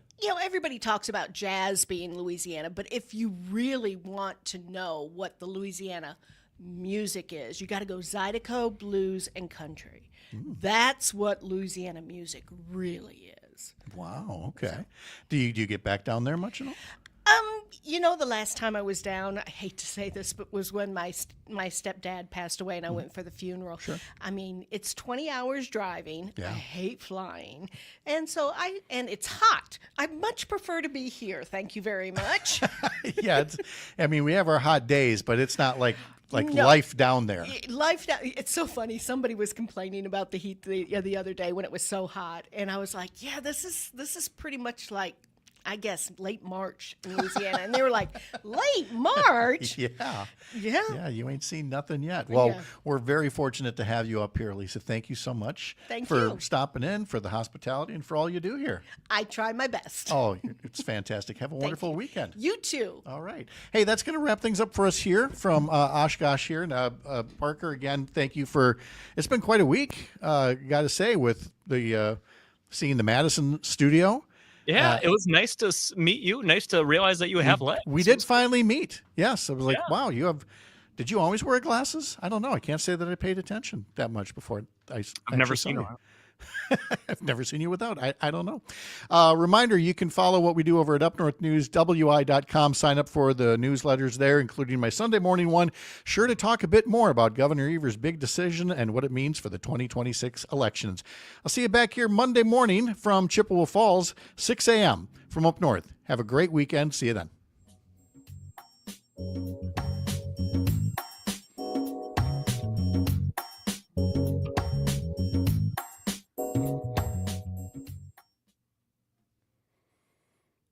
All right. All right. Do we want to do a promo? Yes. All right. Oh, hey, look at that. I already had an audition up. It's like I was thinking earlier. Almost like we planned it that way. All right. Let's see. Monday. Oh, yeah. Laura Bird. Yes. And, In the and Tammy studio. Baldwin. Yeah. All right. Let's see. Laura Bird doing.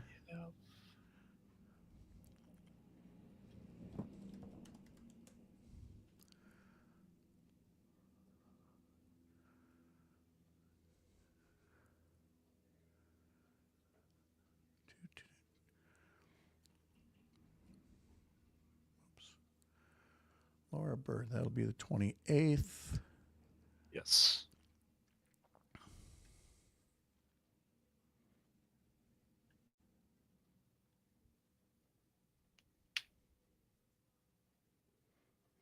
Books that have a connection to nature. Okay. Ooh. There. I love that she comes up with themes for these. Yeah, that is really nice. I'm excited to have her on. I think I've only met her once, maybe twice.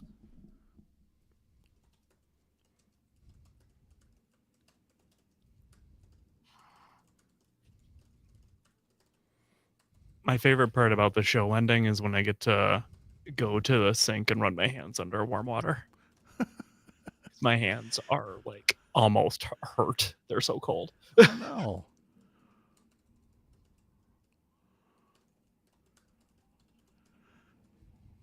All right. I'll bet you're ready already. Yes, I am. I want you to do it twice, no matter what. Okay. Because I want to check the levels. For whatever reason, I'm noticing the levels in Audition look way different than the levels on the board. I don't know what that's about. All right. So, ready when you are. Sounds good. All right. There we go. On Monday, author Laura Bird has books with a connection to nature, and Senator Tammy Baldwin talks about keeping rural drinking water clean in Wisconsin. And here comes another version. On Monday, we'll talk to author Laura Bird recommending books with a connection to nature, and Senator Tammy Baldwin on keeping rural drinking water clean in Wisconsin. How'd that? That was good. All right. Well, then that works for me. All right, live streamers. We'll see you in Chippewa on Monday. Oh, back to the